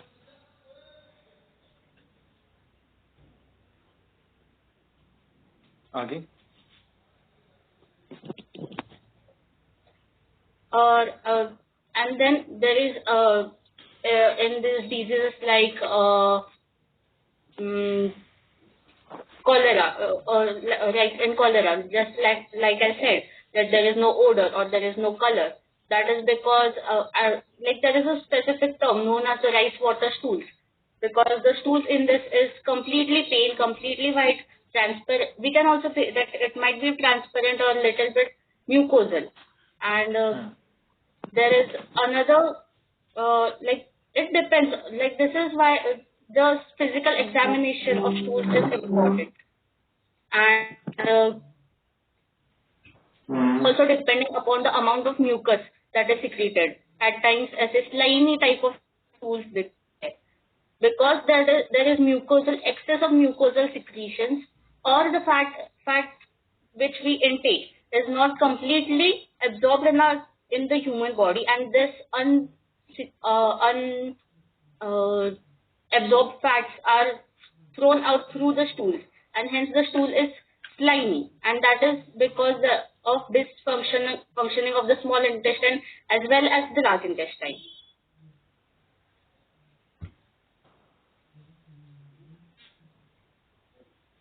That's it. Sure. Okay. Source कहाँ से? हचिंसन्स क्लिनिकल मेथड्स. या बहुत अच्छा सोर्स है, ऑथेंटिक सोर्स. ओके मृण्मयी जी, काफी अच्छे पॉइंट्स आपने बताए. खाली आप एक काम ऐसा कीजिए, इसको टेबुलर फॉर्म में और एकदम शॉर्टन कीजिए ताकि मेरी एकदम कम लगे और वन विजन में वो ब्रेन में रिमेम्बर हमें हो सके. Okay sir.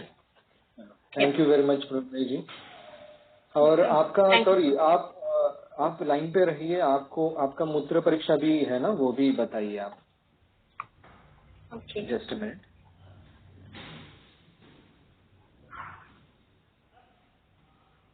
या मूत्र परीक्षा में most of the main 2-3 things over here same, just as we saw in stool examination. In urine examination, the 3 main things we have to see, the 4 main things actually यहाँ पे जो देखना है, that is the quantity of the stool, because around like a normal person, depending on the time of the day and upon how his health is, it is around 700 to 2500 ml. अगर सुबह हम देखें तो सुबह water सुबह throughout the night water retention होने की वजह से आउटपुट ज्यादा होता है, but as compare to the morning first morning urine passed overall रात तक, as compare to the morning thing throughout the day जो यूरिन पासिंग आउट होता है उसका वॉल्यूम कम रहता है. देयर इज अ डिजीज और there is a condition known as polyuria and anuria. So polyuria is increased amount of urine or increased volume of urine, and the other thing is called anuria, in which there is no passing of urine. So जो anuria होता है, that is not that it is not seen that much, but usually when the water is passed out of the body through different other sources, like due to excessive sweating or diarrhea or something like that, तो तभी हम देखता है कि urine का volume होता है वो कम होता है. But on the other hand in diseases like diabetes mellitus और डायबिटीज इंसिपिडिस बहुत ज्यादा यूरिन सिक्रीशन होता है. सेम वे आयुर्वेद हम अगर प्रमेह व्याधि देखें तो प्रमेह व्याधि में वातज पित्तज कफज के हिसाब से we see the amount of urine और the type of urine secreted is different. And the second point is colour and transparency. इसमें यूरोक्रोम जो होता है, जो लिवर में बाइल से सिक्रीट होता है, जो एक पेल येलो कलर का जो यूरिन का रेगुलर कलर है वो देता है. इन समटाइम्स अगर किसी को एक लाइक डिसऑर्डर टाइप रहता है या फिर एक लाइक ओसीडी हम जिसे बोलते हैं टाइप ऑफ थिंग, बार बार पानी पीने की आदत होती है, लाइक उन्हें प्यास भी नहीं लगी है तो भी वो जाके पानी पियेंगे. तो ऐसे पीपल में वाटर का जो लाइक यूरिन का कलर रहेगा उसमें बाइल लाइक पिगमेंट कम होने की वजह से ट्रांसपेरेंट यूरिन भी आ सकती है. कुछ लोगों को आदत होती है कि सुबह उठते उठते वो गर्म पानी पियेंगे, 1-2 लीटर पानी पी लेंगे, तो उनको जो मॉर्निंग टाइम में जो यूरिन वो पास आउट करते हैं दैट इज ट्रांसपेरेंट. उसमें लाइक बाइल पिगमेंट्स नहीं रहेंगे.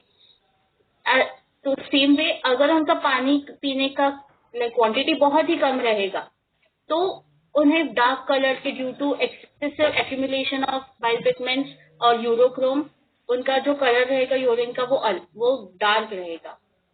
नेकेड आइज से यूजुअली ब्लड, अगर यूरिन में से ब्लड सीक्रेट हो रहा है तो नेकेड आइज से इतने समझ में नहीं आएगा as compare to the like clinical और the examination of the urine.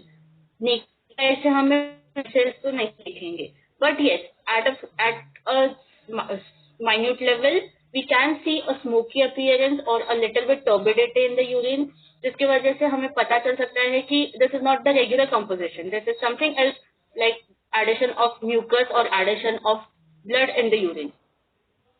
Similarly bile pigments excessive होने की वजह से brownish color का यूरिन हो सकता है.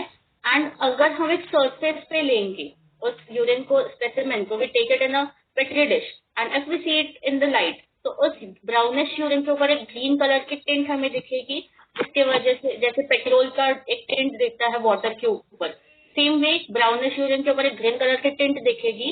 एंड वो सेम यूरिन अगर हम एक टेस्ट ट्यूब में ले उसे शेक करें तो येलोइश फ्रॉथ आएगा उस यूरिन को. Not vigorous shaking, just a simple shaking से भी एक येलोइश कलर का फ्रॉथ आएगा. थर्ड थिंग, मेन रीजन होता है डिस्कलरेशन का, that is various kind of drugs taken for various reason. Especially this is my personal experience कि vitamin, multivitamins की ड्यूरिंग कोविड मल्टीविटामिन्स के टैबलेट्स लेने की वजह से एक dark yellowish coloured fruity odoured urine होता था. And when I thought it was something else happening with me, I checked out my symptoms and फिर उससे मुझे पता चला कि that was due to the multivitamins I was taking.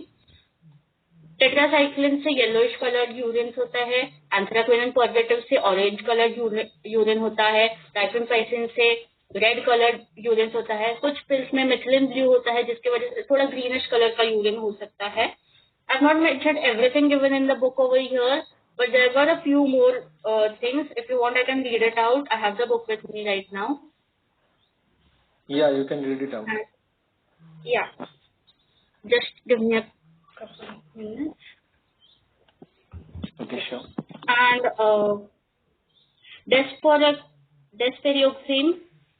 desperioxamine में reddish brown colour का यूरिन होता है. नाइट्रोफ्यूरेटोइन एंड निट्रीडाइजोन में ब्राउनिश कलर यूरिन होता है. और मिथाइल डोपाइन आयरन सॉर्बिटॉल में ग्रे और ब्लैकिश कलर का यूरिन भी होता है. एंड यूजुअली अगर हम यूरिन देखें तो इट इज ट्रांसपेरेंट और it is a bit yellowish palish colour. But अगर हम उस यूरिन को वैसे ही स्टेबल रखें, स्टर्डी रखें, we don't shake it at all, तो due to phosphates and urates के एक्यूमुलेशन की वजह से एक टर्बिडिटी आती है और एक what we say, it gives it a cloudy appearance to the urine. The next point we see is specific gravity. The specific gravity is due to urea and sodium which is present in the urine, and it varies from 1.002 to 1.025 and that depends on the state of hydration and the time of the urine, that is the time of the day, as I said before, morning or evening. And when there is this compulsive water drinking or diabetes stupidus, the specific gravity falls to very low levels, and also it depends on the renal, like the absorbing capacity.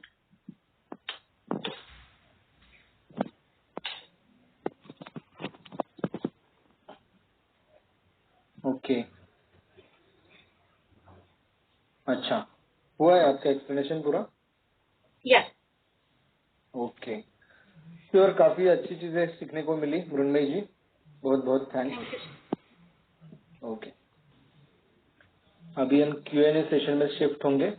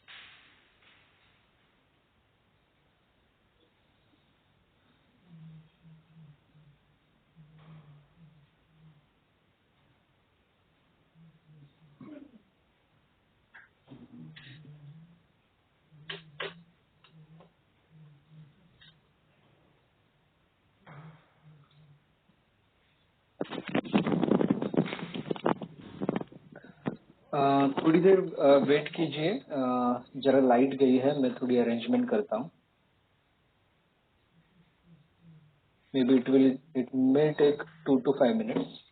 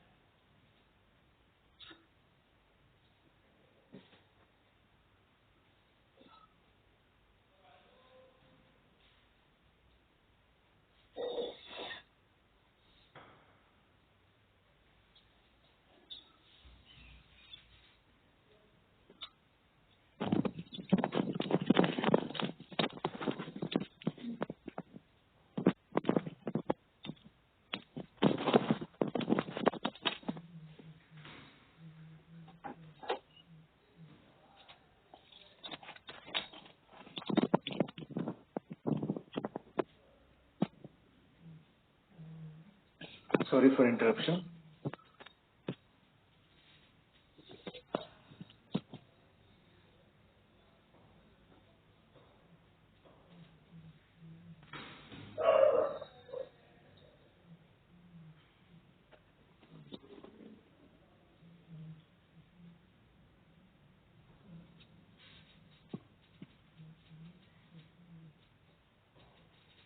अभी मैं कुछ सवाल देखता हूँ।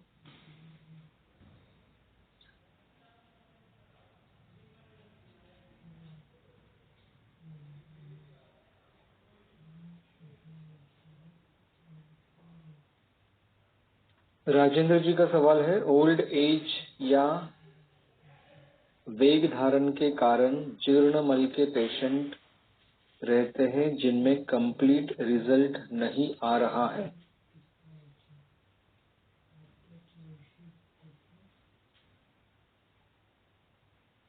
नहीं, actually complete result मिल सकता है। अ, मतलब complete result in the sense आपको अ, उनको नॉर्मल जो डेफिकेशन है, मतलब उनको अनुलोमन आपको करना है, वो प्रॉपर अनुलोमन नहीं हो पा रहा है, ऐसे आपका कहना है क्या? क्या है एक्चुअली राजेंद्र जी, जो मलावस्तंभ के अगर जो पेशेंट रहते हैं उनमें जो हम मतलब दवा का इस्तेमाल अगर कुछ स्मार्टली किया तो रिजल्ट काफी अच्छे मिलते हैं। अक्सर क्या होता है, बहुत सारे पेशेंट्स या कुछ डॉक्टर्स भी कॉन्स्टिपेशन जब ट्रीट करते हैं तो काफी सारे ऐसे मेडिसिन यूज करते हैं कि जो लॉन्ग टर्म यूज नहीं करने चाहिए, या जिन मेडिसिन की वजह से इंटेस्टाइन एग्जॉस्ट हो सकता है। तो ऐसी चीजें या ज्यादा स्ट्रॉन्ग मेडिसिन यूज नहीं करने चाहिए। तो वहाँ पे जो मेडिसिन जो आयुर्वेदिक हर्ब्स हैं, जिन जो मधुर रसात्मक हो या जो स्निग्ध गुणात्मक हो, उनका इस्तेमाल किया जाना जरूरी होता है। और ज्यादातर माइल्ड लैक्सेटिव से काम पहले निभाना चाहिए। फॉर एग्जाम्पल त्रिफला चूर्ण या त्रिफला क्वाथ, या फिर ऐसा कोई कॉम्बिनेशन जिसमें सोनामुखी हो या आरकबद हो या ज्येष्ठमद हो, ऐसे मेडिसिन इस्तेमाल करने चाहिए। या कभी कभार अगर आपको कैस्टर ऑयल यूज करना पड़े तो कैस्टर ऑयल आप दूध के साथ यूज कर सकते हैं, ऐसे कर सकते हैं। लेकिन अगर स्मार्टली ऐसे अगर हम मेडिसिन इस्तेमाल करें तो कुछ बड़ी बड़ी दवाइयों की गरज नीड नहीं होती है, और बहुत अच्छा रिजल्ट हम ले सकते हैं। या फिर अनुलोमन तेल का भी इस्तेमाल हम कर सकते हैं, जो चिंचा लवन तेल या अनुलोमन तेल नाम से मिलता है, अगस्ती फार्मेसी बनाती है वो ऑयल। तो इससे भी काफी अच्छा रिजल्ट मिलता है।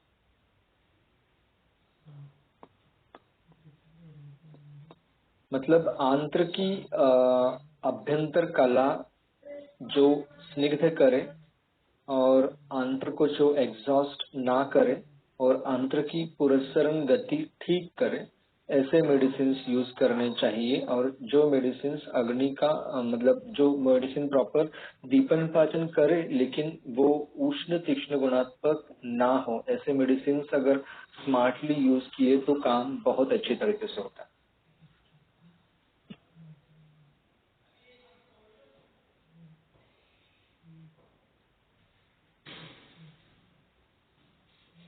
जब तक मेडिसिन चलती है तब तक रिजल्ट मिलता है, ऐसा अगर है तो आप क्या कर सकते हैं, ऐसे पेशेंट को बस्ती चिकित्सा भी दे सकते हैं। उसमें दशमूल काढ़ा का बस्ती दे सकते हैं और अनुलोमन तेल का अ, अनुवासन दे सकते हैं। तो इससे काफी अच्छा रिजल्ट मिलता है।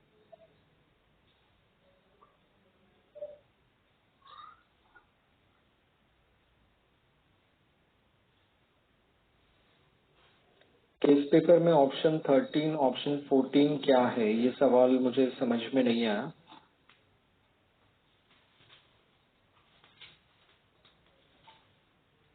जिह्वा परीक्षण मल परीक्षण का आपका डिस्क्रिप्शन बहुत डीप है क्या, उसकी पीडीएफ हमें मिल सकती है क्या? एक्चुअली जिह्वा परीक्षण वगैरह जो कुछ है, जो कुछ पॉइंट्स मैंने एक्सप्लेन किए हैं, उसकी पीडीएफ आपको मिल सकती है। लेकिन जो पीडीएफ है वो मतलब पूरी कंप्लीट भी नहीं है, वो काफी बाद में डेवलप और भी हो सकती है।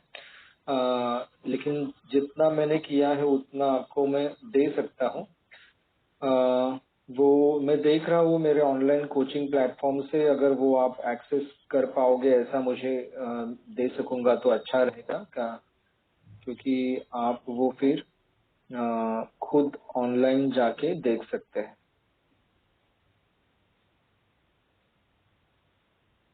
रिकॉर्डिंग तो आपके पास है ही, लेकिन पीडीएफ के लिए मैं देखूंगा।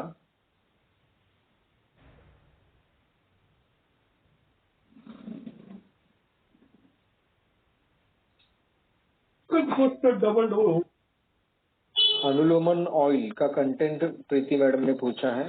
वो एक्चुअली उसमें चिंचा रहता है और ये अपना ग्राउंडनट ऑयल रहता है और सेंधा नमक, ये कॉम्बिनेशन है शायद उसमें। चिंचा, लवण और ग्राउंडनट ऑयल। चिंचा, सेंधव और ग्राउंडनट ऑयल।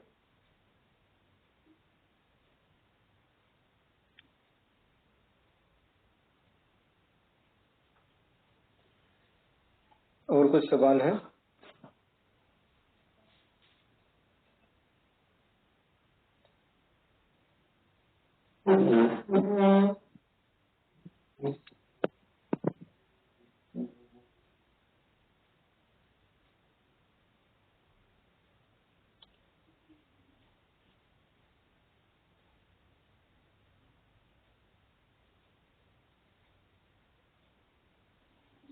पीडीएफ जो है वो पीडीएफ शायद मैं ऑनलाइन एक्सेस में, मैंने जैसे बोला मेरे कोचिंग वेबसाइट के थ्रू अगर लॉगिन आईडी पासवर्ड से अगर मैं दे सका तो वो देखूंगा। डायरेक्ट डाउनलोडेबल फॉर्म में शायद मैं नहीं दूंगा ये आपको, लेकिन आप देख सकते हैं, आपको एक्सेस मिल सकता है। और अगर ई बुक फॉर्म में मैं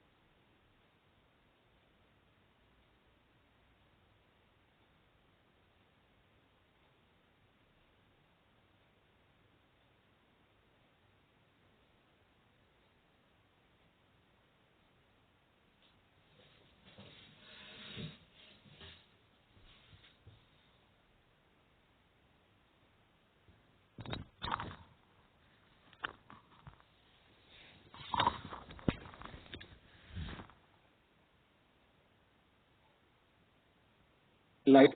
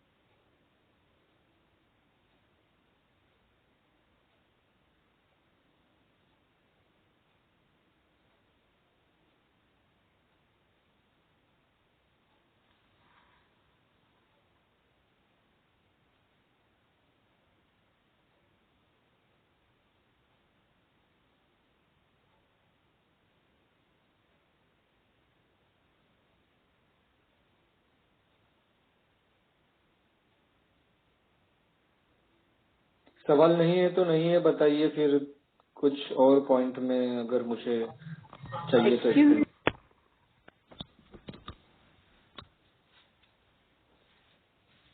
सर हाँ बोलिए। सर इंटेस्टाइनल पेरिस्टाल्सिस वाढवण्यासाठी आपल्या आयुर्वेदामध्ये काय औषध देतो? पेरिस्टाल्सिस मूवमेंट वाढवण्यासाठी. हाँ, इंटेस्टाइनल पेरिस्टाल्सिस मूवमेंट प्रॉपर करण्यासाठी जी औषधं आपल्या ग्रंथांमध्ये जी आलेली आहेत वेगवेगळे, म्हणजे अनुलोमन म्हणा, सारक म्हणा किंवा विरेचन स्वरूपातली म्हणा, तर ह्यांनी काम ते होतच, परंतु सॉरी मला हिंदीमध्ये बोलायचं आहे ना. ऍक्च्युली काय आहे, एक्चुअली क्या है, इंटेस्टाइनल पेरिस्टाल्सिस के लिए अगर अपने को वो रिजल्ट अच्छा देना है तो हमें ऐसे मेडिसिन ही यूज करने चाहिए जो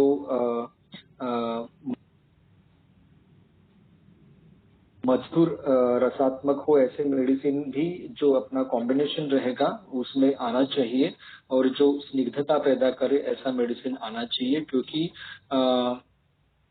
जो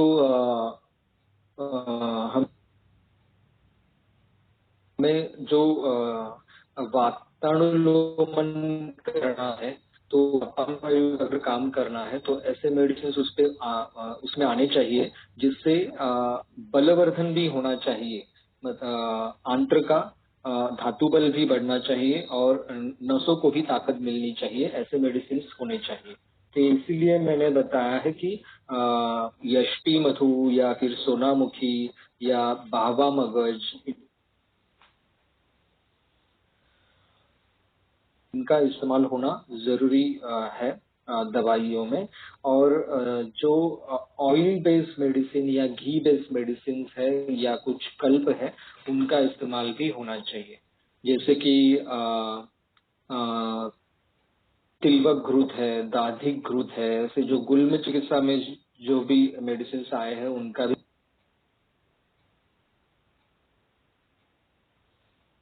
इस्तेमाल हम कर सकते हैं। या फिर अगर पेशेंट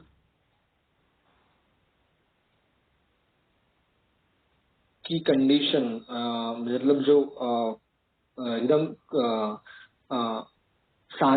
मतलब एकदम सिंपल रेमेडीज से अगर उनको रिजल्ट आ सकता है, ऐसा है तो फिर उनको आप खाने में घी दे सकते हैं,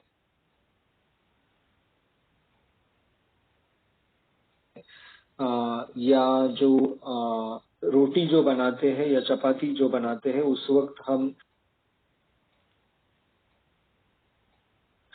थोड़ा कैस्टर ऑयल यूज कर सकते हैं, या फिर वो अनुलोमन तेल जो है जो मैंने बताया, वो अनुलोमन तेल भी आप थोड़ा रोटी बनाते वक्त यूज कर सकते हैं। और डायबिटीज में कभी कभी ऐसा होता है कि उसमें डायबिटीज की वजह से जो न्यूरोपैथी होती है उसकी वजह से इंटेस्टाइनल पेरिस्टाल्सिस है वो कम होता है या पूरी तरह से रुक जाता है, ऐसी भी कभी कभी कंडीशन होती है। तो अगर डायबिटीज का पेशेंट है उसमें अगर वो एक्यूट कॉन्स्टिपेशन हुआ है तो आपको इसके बारे में जरूर सोचना है, और फिर ज्यादा दवाइयों का उनमें फायदा भी नहीं होता है, और बस्ती वगैरह ट्रीटमेंट भी ऐसे कंडीशन में नहीं देने चाहिए, क्योंकि वो बिल्कुल फ्रूटफुल नहीं होते हैं, और जो कंटेंट है बस्ती के लिए अंदर भेजा हुआ वो भी बाहर आने के चांसेस ना के बराबर होते हैं।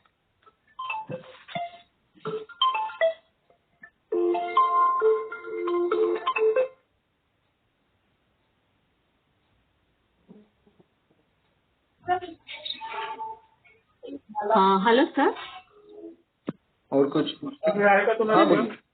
सुकुमार घृताचा तिथे काय उपयोग होऊ शकतो? क्रॉनिक कॉन्स्टिपेशन या असतं तर. सुकुमार घृत का भी इस्तेमाल अच्छी तरह से वहाँ पे हो सकता है। डायबिटिक असेल तरी पण आपण देऊ शकतो. या डायबिटिक पेशेंट में भी दे सकते हैं, लेकिन कभी भी कुछ अगर आपको अनुलोमन या सर या गुणधर्म की अगर कुछ दवाई या देनी है तो वो अपान काल में देना ज्यादा जरूरी होता है। अगर ज्यादा कॉन्स्टिपेशन है या तो आप दोनों टाइम मतलब दोनों टाइम पे खाने से 1 घंटे पहले दवाई दे सकते हैं, या अगर कम है कॉन्स्टिपेशन का सिवियरिटी तो आप खाली रात को खाने से 1 घंटे पहले वो मेडिसिन दे सकते हैं। और अगर मेडिसिन देने के बाद उनको रात में ही मोशन के लिए उठना पड़ रहा है तो ये जो काल का महत्व है उसके हिसाब से आप को देना पड़ता है। और अगर प्रैक्टिकली देखना चाहिए तो आप बेड टाइम जो मेडिसिन देते हैं वो एक्चुअली मस्तिष्क पे काम करने के लिए जो मेडिसिन है वो बेड टाइम देने के लिए कहा है। लेकिन अगर आपातकाल में आप मेडिसिन देने की वजह से पेशेंट को रात को टॉयलेट के लिए उठना पड़ रहा है और स्लीप डिस्टर्ब हो रही है, तो आपको मेडिसिन का टाइम जो है वो आपातकाल का स्विच ओवर करके आपको वो शिफ्ट करके बेड टाइम वो मेडिसिन देना पड़ेगा। और जो कुछ मेडिसिन है अनुलोमन के लिए वो उसको कोष्ण जल अनुपान देना जरूरी है। हॅलो सर, चिंचा लवण तेल आपण साधारण किती दिवस द्यायला हवंय पेशंटला? चिंचा लवन तेल जो है ना, चिंचा लवन तेल जो है वो बिल्कुल हार्मफुल नहीं है। ये तेल की खासियत ही यही है जो मैं बहुत देर से जो बता रहा हूँ कि आंत्रों की पुरस्चरण गति बढ़े, आंत्र बिना थके और धातु बल बिना कम होते हुए ये काम होना चाहिए। ऐसा ये चिंचा लवन तेल ये कल्प है। और उसके वो हम लॉन्ग टर्म भी दे सकते हैं क्यों, लेकिन हमें क्या करना है, उसका जो डोज है जैसे जैसे संप्राप्ति का भंग होते जाए वैसे वैसे उसका डोज हम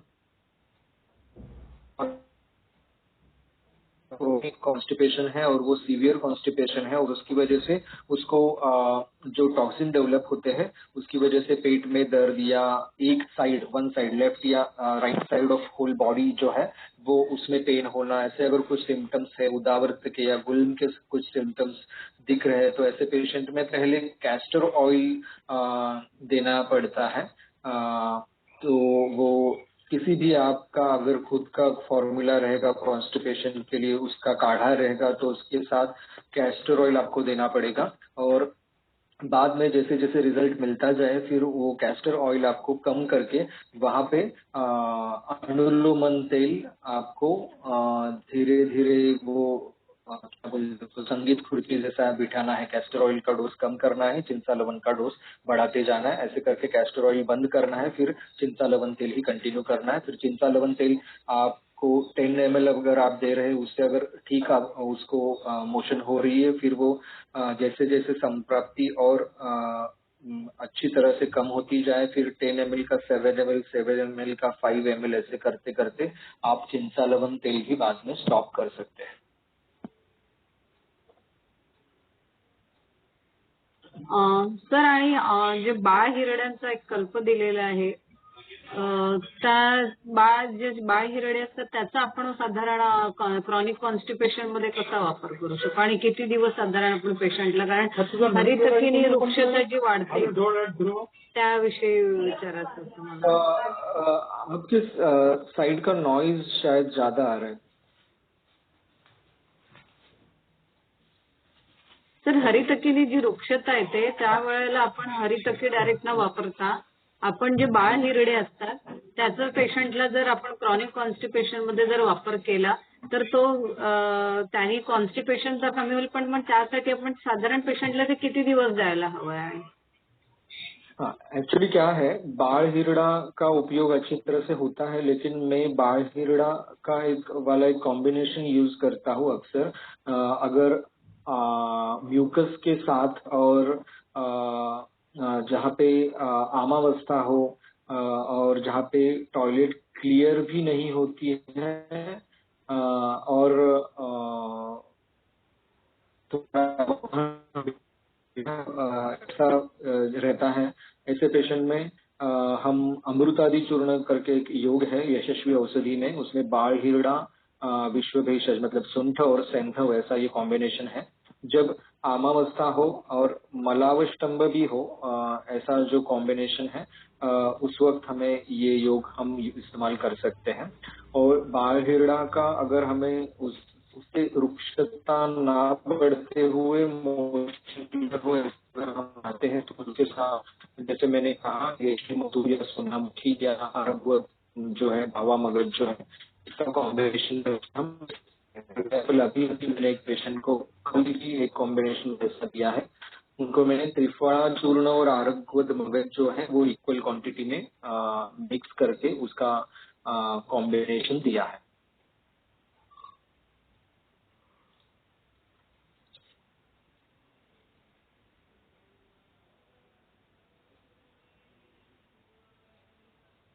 क्रोनिक कॉन्स्टिपेशन के काफी पेशेंट्स में मैंने बहुत अच्छी तरह से रिजल्ट दिया है। ये मेरा बहुत पसंदीदा टॉपिक है। इस पे एक वेबिनार भी बन सकता है। सर नक्की करा। और कुछ डाउट है? हाँ हाँ हाँ, चालेल, करूया आपण, नेक्स्ट टाइम करूया.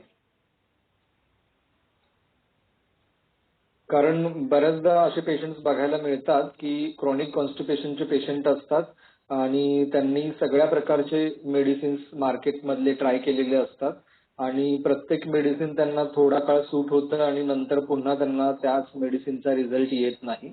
मग असे पेशंट्स बरेच असतात आणि ते कुठेच त्यांना रिझल्ट मिळत नसतो आणि अशा पेशंटना जर आपण रिझल्ट दिला तर मग सोने पे सुहागा, मग तुमच्याकडे पेशंट पण खूप वाढतील.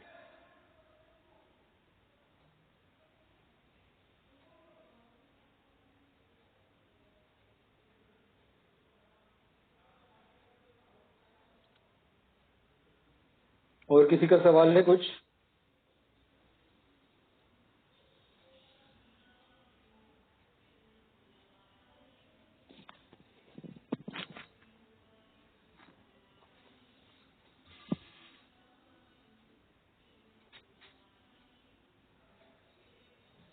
प्रत्येक पार्टिसिपंटला किमान एक तरी प्रश्न पडायला हवा.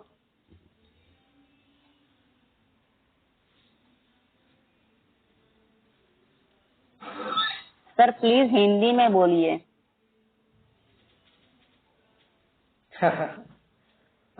सभी पार्टिसिपेंट्स को एक तो सवाल पूछना ही चाहिए, उनके माइंड में एक तो सवाल आना ही चाहिए. और अभी मैंने बताया जो मराठी में मैंने बातचीत की उसमें खाली इतना ही था कि कॉन्स्टिपेशन के लिए एक वेबिनार हम बाद में अरेंज कर सकते हैं, क्रोनिक कॉन्स्टिपेशन के लिए खासकर, और उसमें हम काफी सारी चीजें मैं डिटेल में बताऊंगा ताकि आप 100% कॉन्स्टिपेशन में रिजल्ट दे सके, क्योंकि काफी सारे पेशेंट ऐसे रहते हैं कि जिनमें कॉन्स्टिपेशन के लिए जिनको रिजल्ट नहीं रहता है या मिथ्या उपचार उनपे हुआ रहता है, क्योंकि कॉन्स्टिपेशन स्मार्टली उसके लिए डायग्नोस नहीं, स्मार्टली मेडिसिन दिया हुआ नहीं रहता है, क्योंकि काफी बार ऐसा होता है कि आंतों को एग्जॉस्ट किया जाता है और काफी स्ट्रॉन्ग मेडिसिन दिए जाते हैं. तो ये जो है उसकी वजह से और भी पेशेंट की कंडीशन है वो बदतर होती जाती है. तो और पेशेंट ने कभी कभार बाहर से मेडिसिन खुद से ट्राई करके काफी सारा एक्सपेरिमेंट खुद पे किया हुआ रहता है, उसकी वजह से भी कॉन्स्टिपेशन काफी वर्सन हुआ रहता है. तो ऐसे कंडीशंस में कौन से मेडिसिन इस्तेमाल करने चाहिए और बस्ती चिकित्सा कब करनी चाहिए ये समझ में आना जरूरी होता है.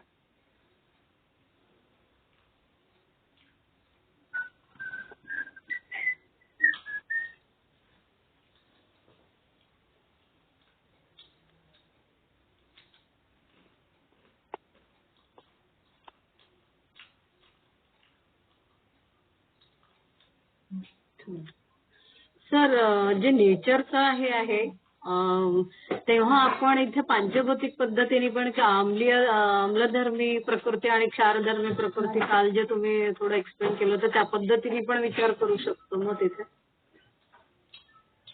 नेचर जो पॉइंट तुम्ही दिलेला आहे त्या याच्यामध्ये.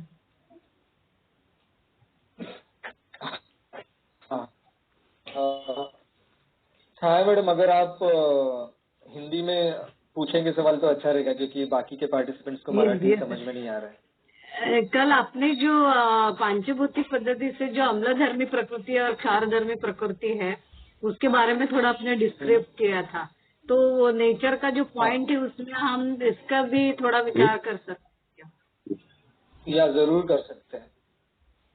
और एक्चुअली क्या है, अम्लधर्मी, क्षारधर्मी और समधर्मी प्रकृति के व्यक्तियों का जो नेचर होता है वो नेचर के जो पॉइंट्स हैं और वो उसका प्रकृति परीक्षण अम्ल क्षार सिद्धांत से उसमें भी काफी कुछ वेरिएशंस भी रहते हैं। कभी ऐसा हर बार ऐसा कंपलसरी नहीं होता कि 15 अक्टूबर टू 15 फेब का जिनका जन्म है वो शारधर्मी ही हो। तो ऐसे वक्त हमें एक्चुअली उनमें जो शारधर्मी प्रकृति के जो कुछ पिक्युलैरिटीज है वो दिख रही है या नहीं दिख रही है, ये भी देखना पड़ता है। क्योंकि अगर ऋतु के हिसाब से हम देखेंगे, मतलब उनकी जब गर्भधारणा हुई है तो उस वक्त जो रस और रक्त धातु उनके प्रिपेयर होते रहते हैं पहले 2 मास में, तब का अगर क्लाइमेट है वो अगर ऋतु विपर्य का अगर क्लाइमेट होता है तो टिपिकल जो है शारधर्मी नेचर ही उनमें दिखेगा। फिर ऐसे पेशेंट्स में ऐसा नहीं रहता है। ऐसे काफी सारे उसमें एक्सेप्शंस के कुछ पॉइंट्स रहते हैं, उसके हिसाब से भी सोचना पड़ता है। तो जो हमें क्लिनिकली जो नेचर दिखता है पूरा, फिर उनके डाइटरी हैबिट्स हो या कुछ उनका स्वभाव हो, ऐसे सब मुद्दों पे वो शारधर्मी में बैठते हैं या आम्लधर्मी में बैठते हैं या समधर्मी में बैठते हैं, ये देखना चाहिए। कंपल्सरीली हर बार वो डेट ऑफ बर्थ से रिलेट होगा ऐसा नहीं रहता है, ये भी हमें देखना जरूरी है। नमस्ते।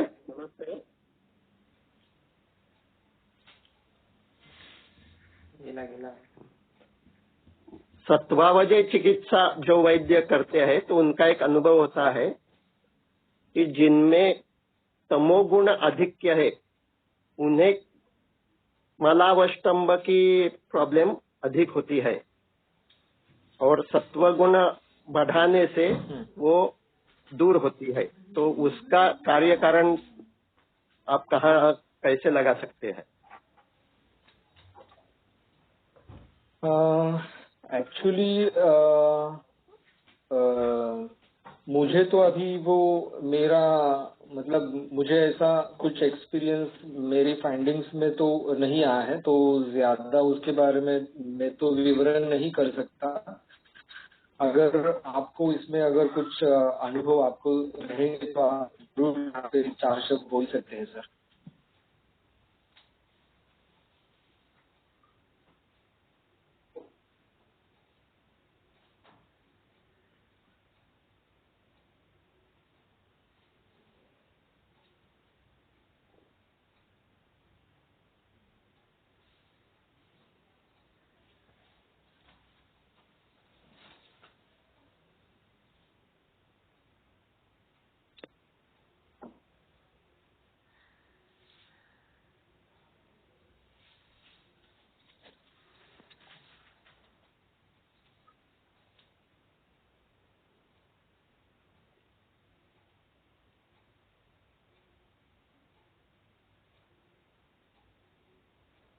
Hello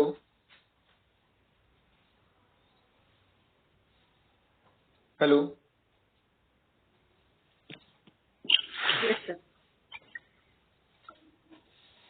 hello. हाँ बोलिए। यस सर का कुछ डिस्कनेक्ट हुआ क्या? कुछ समझ में नहीं आ रहा। नहीं बोल रहा हूँ सर। हेलो। हाँ बोलिए राजेंद्र जी। हाँ सर, वो सत्वाजय चिकित्सा का तो उसमें ब्रह्म मुहूर्त में उठना और वो सारा होगा ना, जैसे अंदर नींद प्रॉपर है, विचार उस समय सत मतलब साहित्य अच्छा पढ़ना है उस टाइप का। नहीं वो नहीं हाँ, वो सत्वावजय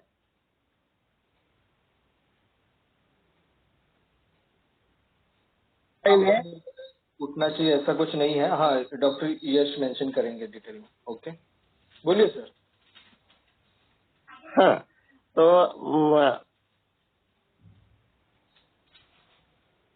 सत्वावजय में जो आचार रसायन है ये वो आवश्यक है, लेकिन वो पहले नहीं हम ले सकते, क्योंकि वो आचार रसायन सब फॉलो करना इतना आसान नहीं है। हाँ जैसे तो सत्वावजय में अध्यात्म की तरफ। सर बोलिए सर बोलिए। हाँ, तो सत्वावजय में हम पेशेंट को ध्यान कैसे और कहाँ दे सकते हैं इसके बारे में ट्रेनिंग देते हैं अपने समुपदेशन सेशन में। और ध्यान वर्तमान क्षण में लाना और उसकी प्रैक्टिस करना, यही सत्वावजय की पहली स्टेप है, जो कोई भी आदमी कभी भी कहाँ भी कर सकता है। तो हमारे पास जो पेशेंट आते हैं उनमें तो सत्व कम होता है, इसलिए उन्हें कोई प्रॉब्लम होते हैं। तो ध्यान अपनी इच्छा से देना, यही सत्वगुण बढ़ाना है। अगर रजोगुण बढ़ा हुआ होता है तो ध्यान बहुत बार भविष्य में जाता है, ये करना है वह करना है ऐसा। और तमोगुण बढ़ा हुआ होता है तो उदासी होती है, अतीत में जो कुछ हुआ है उसके बारे में बार बार मन में विचार आते हैं और उसके कारण उदासी होती है। तो उसका निदान करके हम उस हिसाब से कोई टेक्निक्स बताते हैं। रजोगुण अगर बढ़ा है तो कोई अलग टेक्निक्स होती है, तमोगुण बढ़ा है तो अलग टेक्निक्स होती है। तो उसमें पाया गया है कि अगर तमोगुण बढ़ा है तो उसमें कॉन्स्टिपेशन, यह भी सिम्टम उन्हें होता है। और जब वो तमोगुण कम हो जाता है तो कॉन्स्टिपेशन क्यूर हो जाता है। तो शरीर और मानस व्याधि, ये जो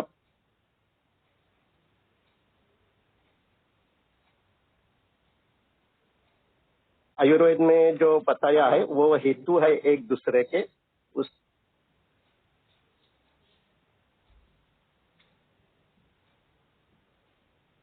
यह एक अच्छा उदाहरण हम देख सकते हैं कि अगर डिप्रेशन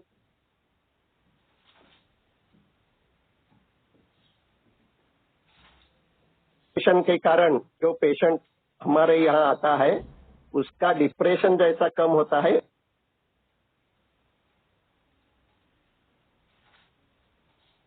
वैसा ही उसका मलावस्तंभ भी कम होता है, ऐसा दिखाई देता है।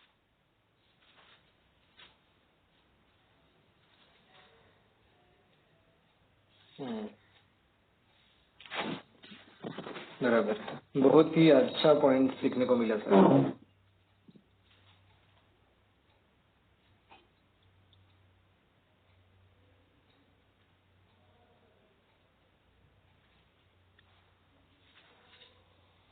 Thanks Yash sir for guiding अस।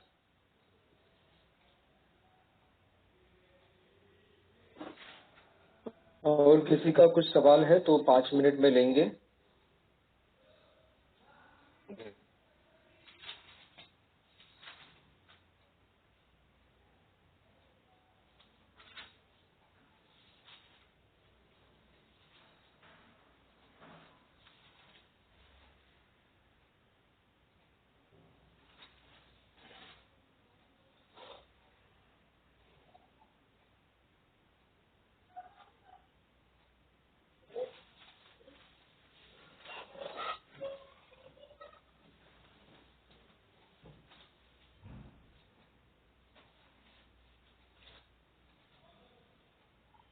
सवाल है किसी का? और राजेंद्र जी, आज आपके सवाल कम है लग रहे हैं।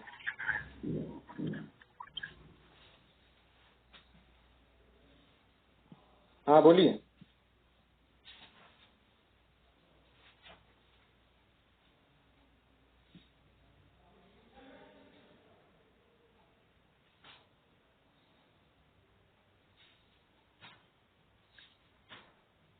ठीक है, मुझे लगता है आज का सेशन हम स्टॉप करते हैं प्रार्थना के साथ, और फिर मैं ग्रुप में असाइनमेंट के बारे में डालूंगा। ओम असतो मा सद्गमय तमस्तो मा ज्योतिर्गमय मृत्योर्मा अमृतं गमय। ओम शांति शांति शांति।